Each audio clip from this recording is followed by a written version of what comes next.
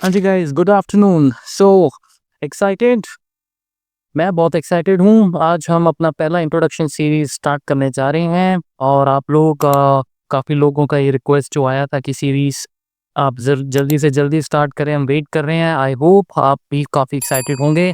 तो आज मैं अजय परमार आपके सामने ये इंट्रोडक्शन सीरीज लेके आया हूँ। आपने पहला मेरा सीरीज नंबर 0 देखा ही होगा। 5 videos back to back upload करेंगे और आपके सामने टॉपिक्स मैंने रख दिए हैं। एक्टिवेट कैसे करें डेवलपर टैब, शॉर्टकट की क्या है वीबी एडिटर में जाने का, मैक्रो एडिटर क्या है, रिकॉर्डिंग कैसे की जाती है, उसको स्टॉप कैसे किया जाता है और सबसे इम्पोर्टेंट एडिटिंग कैसे की जाती है। रिकॉर्डिंग स्टॉपिंग फिर भी हो सकता है आपको आती हो, एडिटिंग के बारे में भी हम बात करेंगे। ठीक है, तो ये पहली सीरीज है हमारी। अब सबसे पहले आप सब की रिक्वायरमेंट जो जो इसके लिए वीबी को सीखने के लिए जो होनी चाहिए वो मैं बता देता हूँ। आपको एक्सेल आना चाहिए। अगर आपको बेसिक एक्सेल भी आता है तो भी चलेगा। ठीक है, आपको एक्सेल में चैंपियन होने की ज़रूरत नहीं है।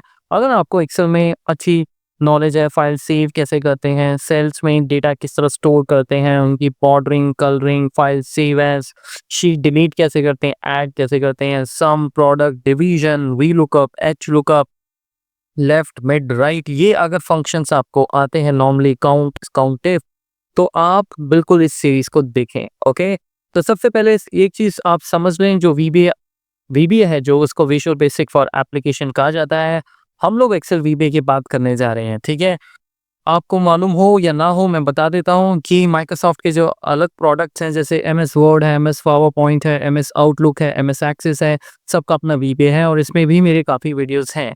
तो जब आप किसी से बात करें कि आपको वीबीए आता है, आप ये मत बोलें मुझे वीबीए आता है। ज़्यादा अच्छा होगा आप बोलेंगे मुझे एक्सेल वीबीए आता है, मुझे आउटलुक वीबीए आता है, मुझे एक्सेस वीबीए आता है। ठीक है, एक्सेल वीबीए सबसे ज़्यादा डिमांड में है, एक्सेस वीबीए बहुत ज़्यादा डिमांड में है, क्योंकि ये दोनों जो हमारी टूल्स हैं, ये हमें एनालिसिस करने में, रिपोर्ट्स बनाने में बहुत ज़्यादा हेल्प करते हैं। ठीक है, तो एक्सेल वीबी को सबसे पहले हम ये बात कर लेते हैं कि इसके लिए कौन सी एक्सेल वर्जन आपको चाहिए। देखो, ऐसा है, एक्सेल 2007 तो होना ही चाहिए आपके पास मिनिमम। एक्सेल 2003 मत यूज़ करें, बहुत पुराना, 15 साल हो गए अब तो, क्योंकि उसका लुक बहुत डिफरेंट है। कोड आपके एक्सेल 2003 में भी चलेंगे, ये सारे कंपैटिबल होते हैं, कोई भी वर्जन आप यूज़ कर लें। आपको मालूम ही होगा कि एक्सेल का अभी तक जो लेटेस्ट वर्जन है वो है 2016, उससे पहले था 2013, उससे पहले था 2010 और था 2007 और फिर था 2003। 2003 से पहले शायद 2002 भी था, बट मेरे पास इसकी इंफॉर्मेशन नहीं है क्योंकि मैंने जब एक्सेल स्टार्ट किया था वो 2003 था।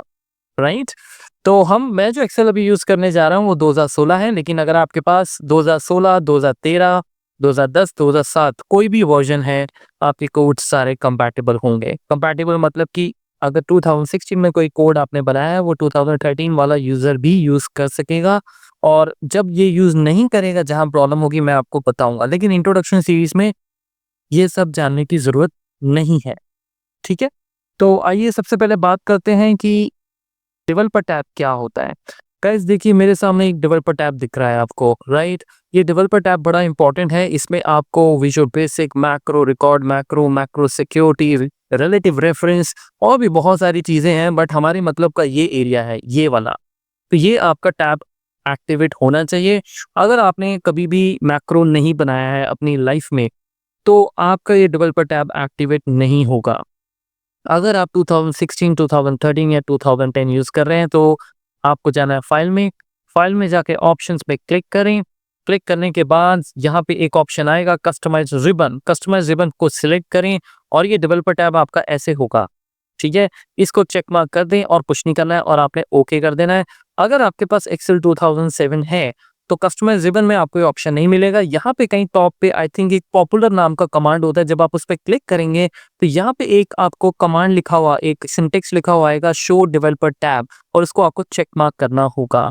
ठीक है, तो 2007 के लिए मैं बोल रहा हूँ, बाकी सब के लिए सेम रहेगा जैसा मेरे में आपने देखा है।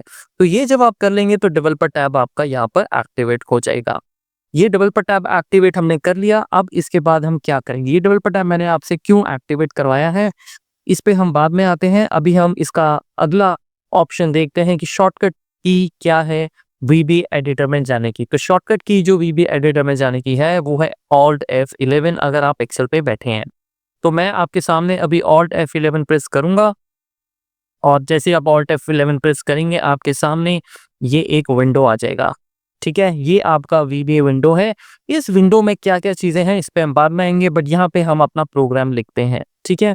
अच्छा, और अगर आप शॉर्टकट की नहीं यूज़ करना चाहते हैं, वैसे तो आपको शॉर्टकट की यूज़ करनी आनी चाहिए, क्योंकि रिबन्स हम बहुत कम यूज़ करते हैं जितने हम एमआईएस एक्सपोर्ट होते हैं। बट फिर भी डेवलपर टैब के अंदर भी आपको विजुअल बेसिक का ऑप्शन मिलेगा, यहाँ क्लिक करें और यहाँ क्लिक करते ही आपको ये विंडो दिख जाएगा, ठीक है? तो ये चीज़ आपको पता लग गई। तो एक तरीके से मोटा-मोटा आपने क्या देखा कि एक्सेल अलग, फ्रंट एंड अलग है, बैक एंड अलग है, ठीक है? जैसे जब आप विजुअल बेसिक पे जाते हैं तो ये बैक एंड है आप, और सबसे अच्छी बात है आप इसको घुमा भी सकते हैं, अपने अकॉर्डिंग इसको आप रीसाइज़ कर सकते हैं, ठीक है? कई बार क्या होता है ये पूरा विंडो ऐसे दिख जाता है, हो सकता है आपके केस में ऐसा दिखे, तो आप बोलो यार ट्रेनिंग में तो कुछ और देखा था, अब तो कुछ और हो रहा है, ये आपका रीसाइज़ हो जाता है। आप यहाँ पे डबल क्लिक करेंगे ऐसे, ठीक है? आप इसका भी यूज़ कर सकते हैं, जैसे मैं इस पे क्लिक करता हूँ, देखिए ये मैक्सिमाइज़ हो गया, इस पे दोबारा क्लिक किया, ये नहीं चाहिए, आपको नहीं पसंद, आप इसको क्लोज़ कर दें, आपको दोबारा चाहिए ऑल्ट F11 या विजुअल बेसिक पे दोबारा क्लिक करें, ये आपके सामने आ जाएगा, ठीक है? और सबसे अच्छी बात ये है कि ये इसका साइज़ भी आप चेंज कर सकते हैं ऐसे, ये देखिए। इसका इसका रीज़न क्या है, कई बार जब आप कोड को टेस्ट कर रहे होते हैं, तो आप देखना चाहते हैं कि एक्सेल में वो कैसे कोड रन हो रहा है। तो इससे हम क्या करते हैं, ऐसे कुछ करके एक छोटा-सा विंडो बना के कोड को यहाँ रन करते रहते हैं और साथ-साथ देखते रहते हैं कि क्या-क्या होगा। ये हम अभी देखेंगे। तो कहने का मेरा मतलब ये है कि अगर ये विंडो पूरा ऐसे फुल ऑन है, तो ऐसा नहीं है कि आप इसको अपने अकॉर्डिंग कस्टमाइज़ नहीं कर सकते। आप इसको कस्टमाइज़ कर सकते हैं। यहाँ पे क्लिक कर दें, ये छोटा हो जाएगा। उसके बाद या एज में जाके आप इसको जैसे भी आप इसका विड्थ बढ़ा सकते हैं, आप इसका हाइट बढ़ा सकते हैं, जैसे आपको ठीक लगे, ठीक है?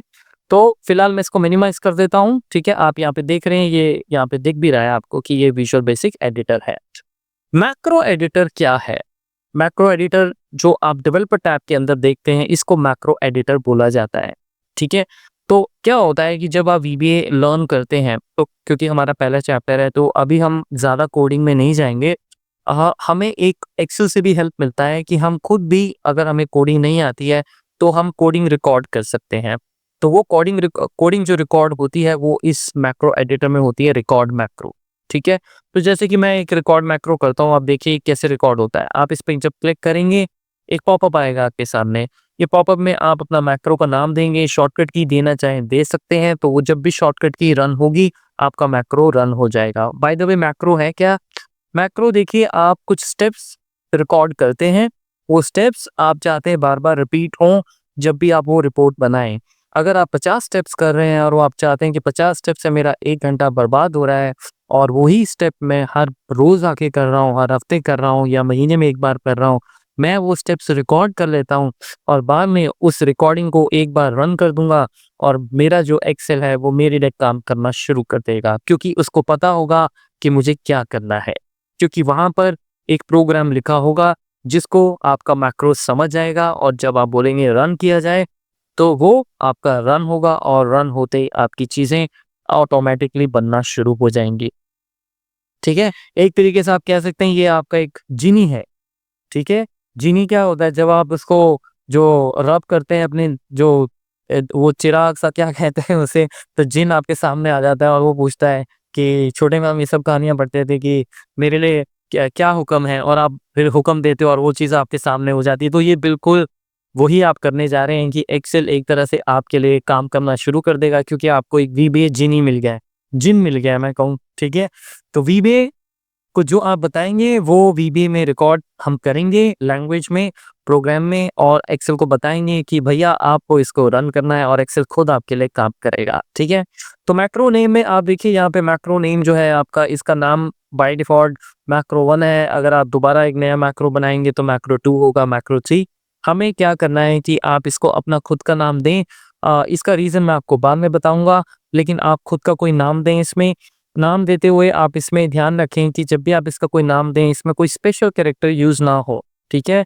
नोट कर लें, बेशक आप स्पेशल कैरेक्टर, कोई भी special character, backslash, front slash, plus sign, minus, hyphen, star, and, dollar, hash, कुछ भी, सिर्फ़ अंडरस्कोर अलाउड है, ठीक है? तो मैं यहाँ पे लिखूँगा फर्स्ट, मतलब मैं ये सब यूज़ नहीं कर सकता। तो ये सब आप अगर यूज़ करेंगे और आप क्लिक ओके करते हैं, आप देखिए ये प्रॉब्लम देगा, ठीक है? आप अगर एक भी स्पेशल कैरेक्टर यूज़ करते हैं जैसे स्टार, ओके करेंगे, प्रॉब्लम आएगी। वेल इस पे हम बाद में बात करेंगे, ठीक है? अभी सिंपल सा एक नाम दें और नाम बिल्कुल टेक्स्ट में रखें, ठीक है? कोई नंबर नहीं देना, कोई स्पेशल कैरेक्टर नहीं देना, बस सिंपली लिख दें। मैं इस पे लिख देता हूँ first macro, my first macro, ठीक है? लिख दिया। शॉर्टकट की देना है आप दे सकते हैं, बट मैं नहीं दूंगा। शॉर्टकट की जगह हम बटन बनाएंगे। शॉर्टकट की मतलब जब आप वो शॉर्टकट की प्रेस करेंगे तो वो मैक्रो रन हो जाएगा। ये जिस वर्कबुक है इसको अगर आप क्लिक करेंगे आपके सामने personal macro workbook, new workbook का ऑप्शन आएगा, लेकिन आप इसको दिस वर्कबुक ही रखें। डिस्क्रिप्शन देना अच्छा होता है, हमेशा आप दे सकते हैं क्योंकि आप नए नए प्रोग्रामर हैं, तो मैं इसमें लिख सकता हूँ I am learning, I am learning my first code, ठीक है? आप इसको ओके कर दें। जैसे आप इसको ओके करेंगे आप देखो कि यहाँ पे आपका जो स्टार्ट रिकॉर्डिंग था वो स्टॉप में चेंज हो गया है।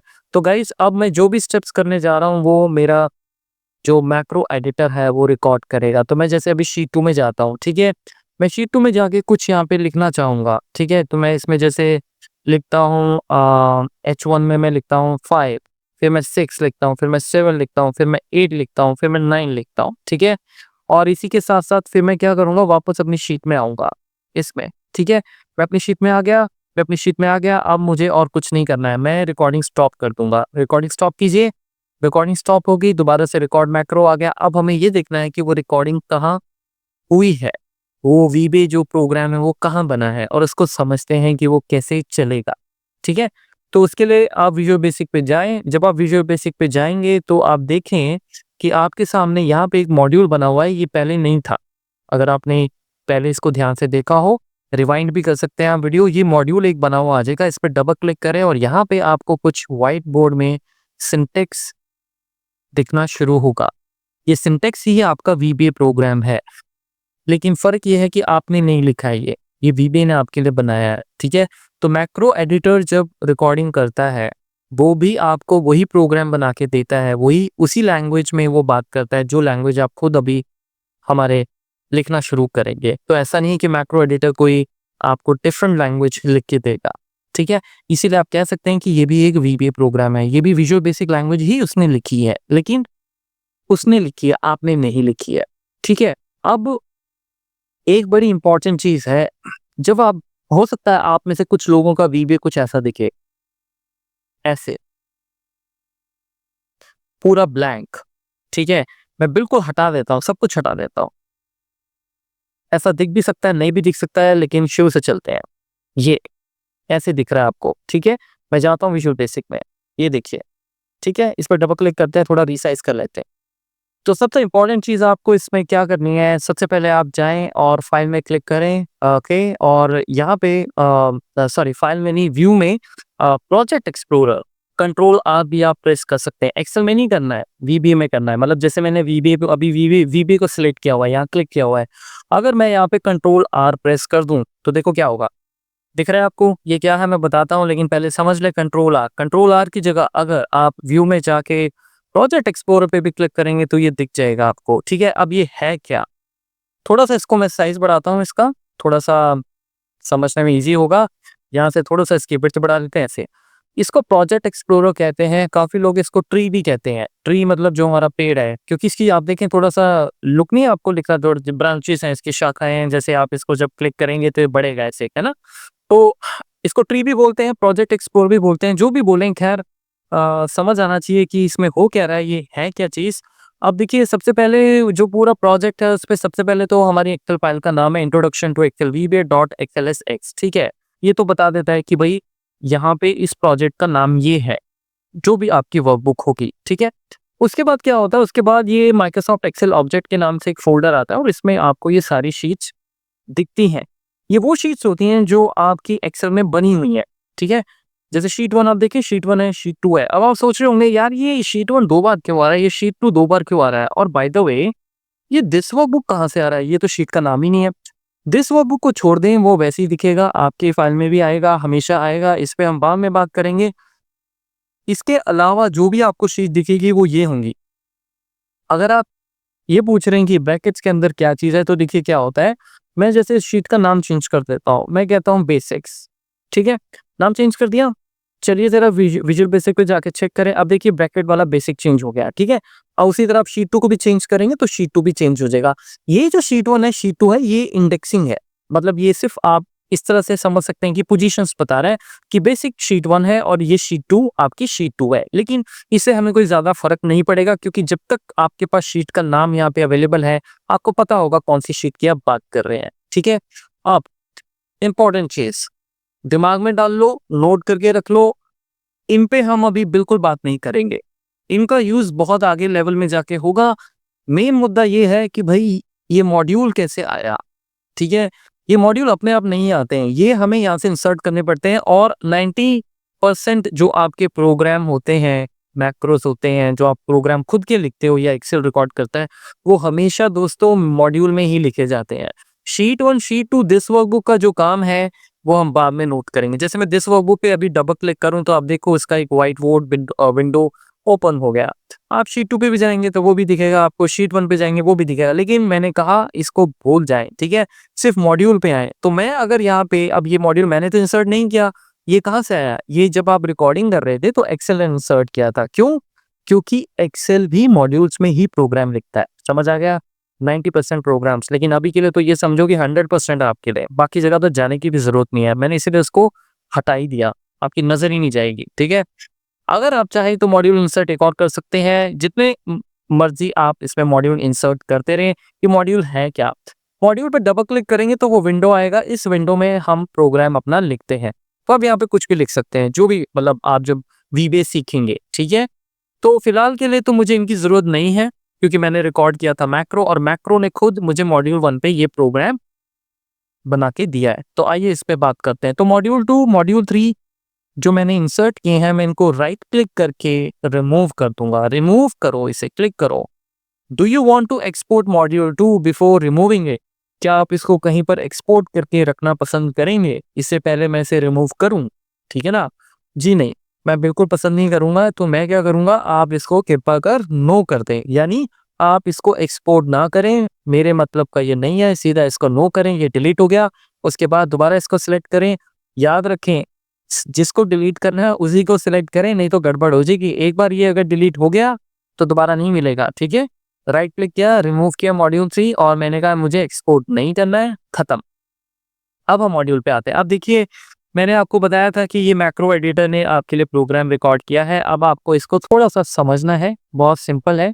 कैसे इसका हम जो लाइन्स हैं, ये वीबी की लाइन्स हैं, ये हम इसको समझते हैं, ये कैसे-कैसे लिखी गई हैं। लेकिन उसको समझने के लिए पहले एक काम और आप कर सकते हैं, क्योंकि जैसे मैं आपको समझा रहा हूँ, तो हो सकता है आप में से किसी को ये थोड़ा-सा इतना क्लियर ना दिख रहा हो, तो आप इसका साइज़ भी बढ़ा सकते हैं। एक्सेल का साइज़ कैसे बढ़ाते हैं आप दोस्तों? जैसे मैं यहाँ पे बैठा हूँ, मैं आपको बोलूँ भई इसका साइज़ बढ़ाओ, मुझे नहीं दिख रहा। तो हो सकता है आप होम टैब में जाके यहाँ से इसका साइज़ बढ़ा दो, है ना? ऐसे, ठीक है ना? वीबी में कैसे बढ़ाओगे? वीबी में ऐसे बढ़ाते हैं, देखो, टूल्स में जाओ, टूल्स में जाने के बाद आप यहाँ पे एक आपके पास ऑप्शन आएगा, ऑप्शन में क्लिक कीजिएगा। ये सभी का विंडो सेम होगा, इसमें कोई चेंजेस नहीं होंगे। उसके बाद यहाँ पे ये एडिटर फॉर्मेट जनरल वाली ऑप्शंस हैं। यहाँ पे एक एडिटर फॉर्मेट का ऑप्शन आएगा। इसको जब आप सिलेक्ट करेंगे, कहीं भी हाथ नहीं लगाना आपने। बिल्कुल अपने हाथ दूर रखें इनसे, ठीक है? अपने यहाँ घोड़े बिल्कुल दौड़ाएँ भी ना, क्योंकि आप बिगिनर हो अभी, ठीक है? सिर्फ साइज़ में जाएँ और साइज़ में यहाँ से इसको 11-12 जो भी करना है कर दें। जैसे मैं इसको कर देता हूँ 11, ठीक है? 11 करने के बाद ध्यान रखें ये अनचेक ना हो। कई बार क्या होता है, जैसे मैं इसको कभी 11-12 करता हूँ ना, तो मेरा माउस यहाँ लग जाता है और ये अनचेक हो जाता है। ये आपको नहीं करना है, मतलब ध्यान रखें अभी। बाद में बताऊँगा कि इसका क्या यूज़ होता है। 11 करके ओके करके चेक कर लें। थोड़ा-सा साइज़ बड़ा है, मुझे लगता है शायद आपको थोड़ा-सा और मैं बढ़ा के दे देता हूँ, तो एडिट फॉर्मेट में जाके मैं इसको 12 कर देता हूँ, ठीक है? 12 कर देते हैं। आप चाहो तो अपना फ़ॉन्ट भी यहाँ से चेंज कर सकते हो, ये अलग-अलग फ़ॉन्ट हैं। लेकिन मैं ज़्यादातर इनमें नहीं जाता हूँ। आप देख लें कोई फ़ॉन्ट, अगर आपको आप थोड़ा-सा शौक रखते हैं फॉर्मेटिंग वगैरह का, आपको अच्छा लगता है, तो आप यूज़ कर सकते हैं। हालाँकि इस वीडियो में मैं ऐसा कुछ नहीं बताने वाला हूँ, मैं सिर्फ़ ओके कर रहा हूँ और आप देखिए थोड़ा-सा साइज़ बढ़ गया है इसका, ठीक है? तो अब हम चलते हैं और बात करते हैं कि ये प्रोग्राम किस तरीके से आप इसको एडिट कर सकते हो, ठीक है? आपने रिकॉर्डिंग स्टॉप तो देख लिया, रिकॉर्ड किया, उसके बाद स्टॉप कर दिया, अपने जो भी स्टेप्स लिखे थे ये स्टेप्स रिकॉर्ड हो गए। अब मैं इसको ये बताने वाला हूँ कि आप इसको एडिट कैसे करें, मतलब इसमें चेंजेस क्या कर सकते हैं आप। तो देखिए सबसे पहले मान के चलते हैं कि जैसे मुझे क्या करना है कि ये जो 110 है, ये जो यहाँ पे ये 5 वैल्यू लिखी हुई है, ठीक है? ये 5 वैल्यू आपकी यहाँ पे शीट 2 में आपको दिख रही होगी यहाँ पे, ये हमने यहाँ पे लिखी थी, ठीक है? तो सबसे पहले मैं आपको ये बताऊँगा कि इस मैक्रो को स्टेप बाय स्टेप रन कैसे करना है, ठीक है? उसके बाद फिर देखते हैं। तो सबसे पहले आपका मैक्रो जो शुरू होता है, वो होता है सब नाम से, सब SUP।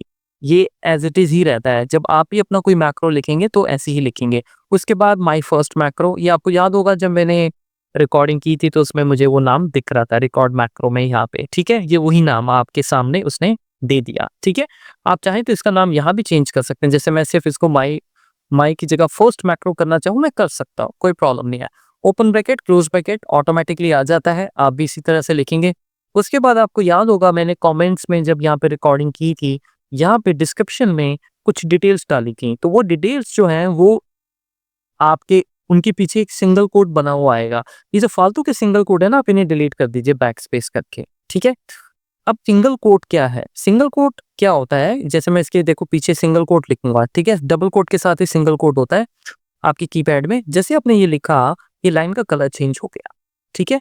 इसका मतलब ये होता है कि VBA इसको रन नहीं करेगा, VBA इसको इग्नोर कर देगा, मतलब ये कमेंट की तरह ट्रीट होगा। तो फिलहाल ये तो आप हटा दें क्योंकि ये तो हमें रन करना है। लेकिन जो आपने डिस्क्रिप्शन में लिखा था वो VBA ने कमेंट कर दिया क्योंकि वो VBA कोडिंग लाइन नहीं है, ठीक है? वो सिंपल कमेंट था, तो ये इन्फॉर्मेशन है।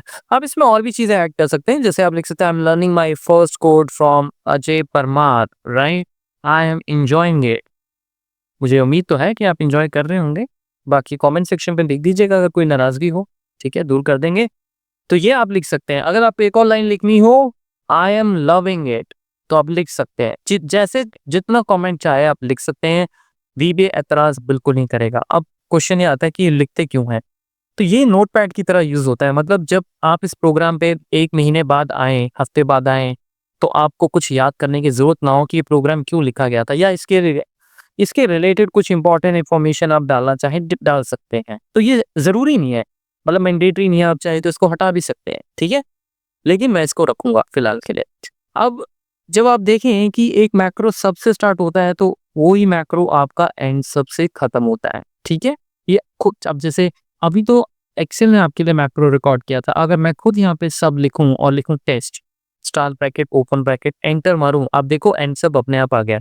तो ये आप बाद में करोगे, अभी कुछ नहीं करना है आपने, ठीक है? अभी तो मैक्रो एडिटर की ही हम बात कर रहे हैं। तो अब हमें इसको क्या करना है, इससे पहले मैं इसको एडिट करूं, मैं यहाँ पे इसको सबसे पहले आपको ये बताऊंगा कि इसको रन कैसे किया जाता है, ठीक है?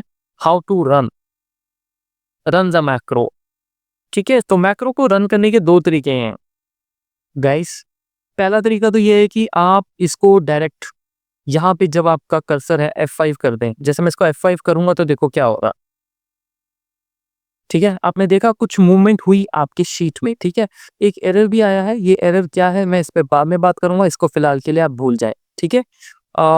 और ये एरर क्या था ये मैं आपको बाद में बताऊंगा, लेकिन फिलहाल मैं अपनी शीट का नाम बेसिक्स कर देता हूँ यहाँ पे। एक्चुअली जब हमने मैक्रो रिकॉर्ड किया था तो शीट 1 था ना, तो अब आपने शीट का नाम बाद में चेंज कर दिया जब मैं समझा रहा था, तो मैक्रो इसीलिए कंफ्यूज हो गया कि शीट 1 तो है ही नहीं कहीं, तो मैंने उस शीट 1 को बेसिक्स में चेंज कर दिया। फिलहाल आप ये लाइन सारी भूल जाएं, मैं इसको दोबारा से आपको F5 करके दिखाता हूँ। F5 में करने जा रहा हूँ, तो आपने देखा ये पीछे रन हो रहा है। बहुत छोटा सा मैक्रो, इसलिए शायद आपको ना दिख रहा हो, बट मैं इसकी ना विंडो छोटी करके अब आपको दिखाता हूँ, ठीक है? अब देखिए कुछ छोटी सी मूवमेंट होगी, मैं F5 करने जा रहा हूँ, ये देखिए रन हो रहा है, मैं बार बार F5 कर रहा हूँ। F5 शॉर्टकट की है मैक्रो को रन करने का, फिर ये 1 सेकंड में रन हो जाता है। अगर आप चाहें तो यहाँ पे एक हमारे पास व्यू में जाएं, ये आपको करना ही होगा। व्यू में जाके आपने जैसे प्रोजेक्ट एक्सप्लोरर एक्टिवेट किया था, आप टूल बार में जाके यहाँ पे एक्सटेंडेड बार होती है, इसको जरूर एक्टिवेट करें। मैं इस पे चेक मार्क कर रहा हूँ और आप देखिए ऊपर आपके यहाँ पे एक स्टैंडर्ड टूल बार आ जाएगी। ये हो सकता है आपकी टूल बार कुछ आपको ऐसे बाहर आती हुई दिखे, हो सकता है ऐसे दिखे, कोई बात नहीं, आप इसको डबल क्लिक कर सकते हैं या आप इसको उठा के यहाँ पे ड्रैग कर सकते हैं, यहाँ पे फिट कर लेते हैं इसको, ठीक है? ये क्यों? क्योंकि अगर आप F5 नहीं प्रेस करना चाहते हैं तो इसमें एक ऑप्शन होती है रन, आप देख रहे हो ब्रैकेट में F5 भी आ रहा है, यहाँ से भी मैक्रो रन कर सकते हैं। मैं इस पे क्लिक कर रहा हूँ, ये देखिए रन हो रहा है, पीछे एकदम रन हो रहा है, स्क्रीन मूव हो रही है, ठीक है? तो ये तो F5 हो गया कि फटाफट से मैक्रो रन करना है, बट हमें मैक्रो समझना है, तो समझने के लिए आप मैक्रो को क्या करते हैं, स्टेप बाय स्टेप रन करते हैं। स्टेप बाय स्टेप बोले तो, स्टेप बाय स्टेप बोले तो ये लाइन जब रन हो तो मुझे पता हो क्या हुआ, ये लाइन जब रन हो तो मुझे पता हो क्या हुआ, ये लाइन जब रन हो तो मुझे पता हो क्या हुआ। अभी तो 1 मिनट में सब कुछ रन हो रहा है, सॉरी 1 सेकंड में सब कुछ रन हो रहा है, तो ये सब नहीं चाहिए। तो उसके लिए आप क्या कर सकते हैं, उसके लिए आप व्यू में जाएँ, एक और हमारे पास टूल बार है, इसको हम कहते हैं डीबग। इसको भी चेक मार्क कर लें, इसको यहाँ क्लिक करें, डीबग आप देखिए ये एक नई बार आ गई आपके सामने ये, ठीक है? तो मैं जनरली क्या करता हूँ, ये लास्ट में आप देख रहे हैं छोटे-छोटे डॉट डले हुए हैं, यहाँ से आप इनको आगे पीछे कर सकते हैं। तो मैं एक्चुअली ना इसको उठा के यहाँ पे इसके साथ कर दूँगा, यहाँ पे ऐसे, ठीक है? ऐसे, इस तरीके से, ये इसको मैक्सिमाइज़ करते हैं। तो जो स्टैंडर्ड टूल बार है आपकी, जो ये स्टैंडर्ड टूल बार है, ये जनरली हम लोग क्या करते हैं, ये इस डीबग टूल बार के नीचे रखते हैं। ये यहाँ से यहाँ तक ये पूरा डीबग है और यहाँ से एक नई बार शुरू हुई। तो आप इसको थोड़ा-सा ऊपर करके ड्रैग भी कर सकते हैं, ऐसे, ये देखिए।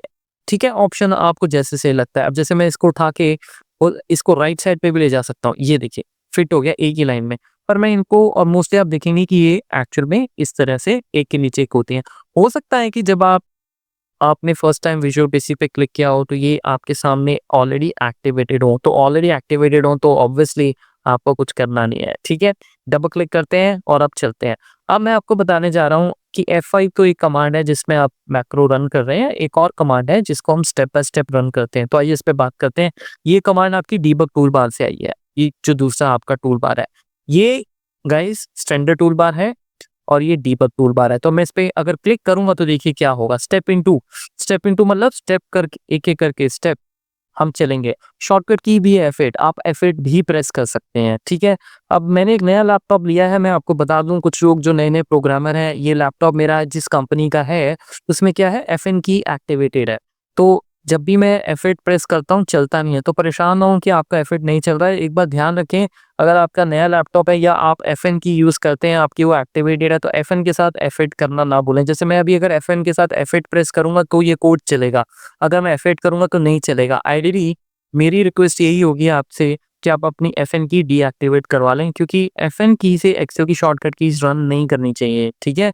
जो जिस तरीके से शॉर्टकट की बनी है उसी से यूज़ करें। अब FN की कैसे डीएक्टिवेट होती है आपके कीपैड पे, ये मैं आपको VBA से रिलेटेड इन्फॉर्मेशन नहीं दे रहा हूँ, पर्सनल एक्सपीरियंस से बता रहा हूँ।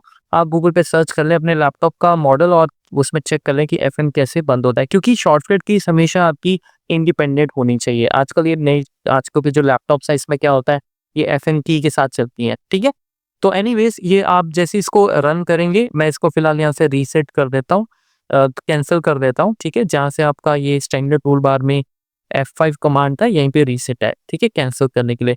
तो मैं इसको यूज़ करूँगा फिलहाल, F8 नहीं कर रहा, ठीक है? आप देखिए, आप ये येलो एरो आपका आ गया और ये सीधा आपकी रेंज B9 में जाएगा। अब आपको ये समझना है कि ये रेंज B9 डॉट सिलेक्ट क्या है? ये रेंज B9 डॉट सिलेक्ट जब रन होगा तो आप देखें वो क्या करेगा, जब मैं इसको रन करता हूँ यहाँ पे, आप देखें वो आपको B9 में ले गया। तो गाइस एक चीज़ समझ लो, जब भी आप एक्सेल VBA में कोई सेल सेलेक्ट करते हो तो रेंज और उसके बाद सेल का एड्रेस आप इस तरीके से लिखते हैं, डॉट सिलेक्ट के साथ, ठीक है? उसके आगे फिर हम बढ़ें, उसके बाद हम जाएँगे शीट 2 में। अब आप जब शीट्स लिखते हैं तो शीट्स के बाद डबल कोट्स में शीट का नाम, ठीक है? उसके बाद डॉट सिलेक्ट लिखा जाता है। तो ये क्या करेगा, ये शीट 2 पे आपको ले जाएगा। ये देखिए आप शीट 2 पे आ गए, ठीक है? उसके बाद मैं ये सब डिलीट कर लेता हूँ क्योंकि मैक्रो दोबारा से रन होगा, ठीक है?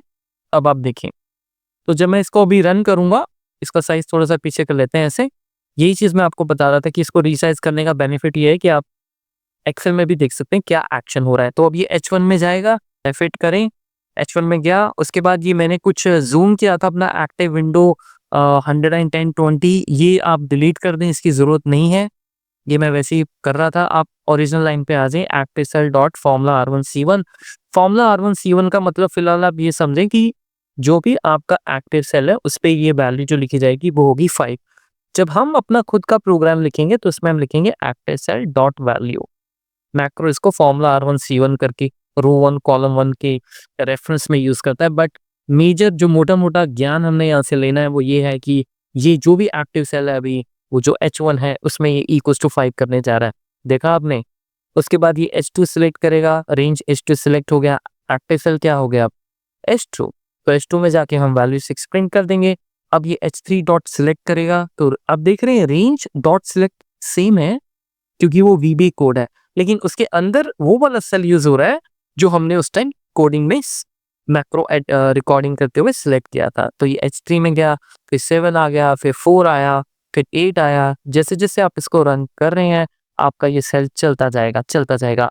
उसके बाद आप शीट बेसिक में आ गए, ठीक है, तो मैं शीट बेसिक में आ गया। आप देखें शीट बेसिक में आ गए, उसके बाद ये D4 सिलेक्ट करेगा और कहानी खत्म। तो ये आपका मैक्रो रन करने का तरीका हो गया।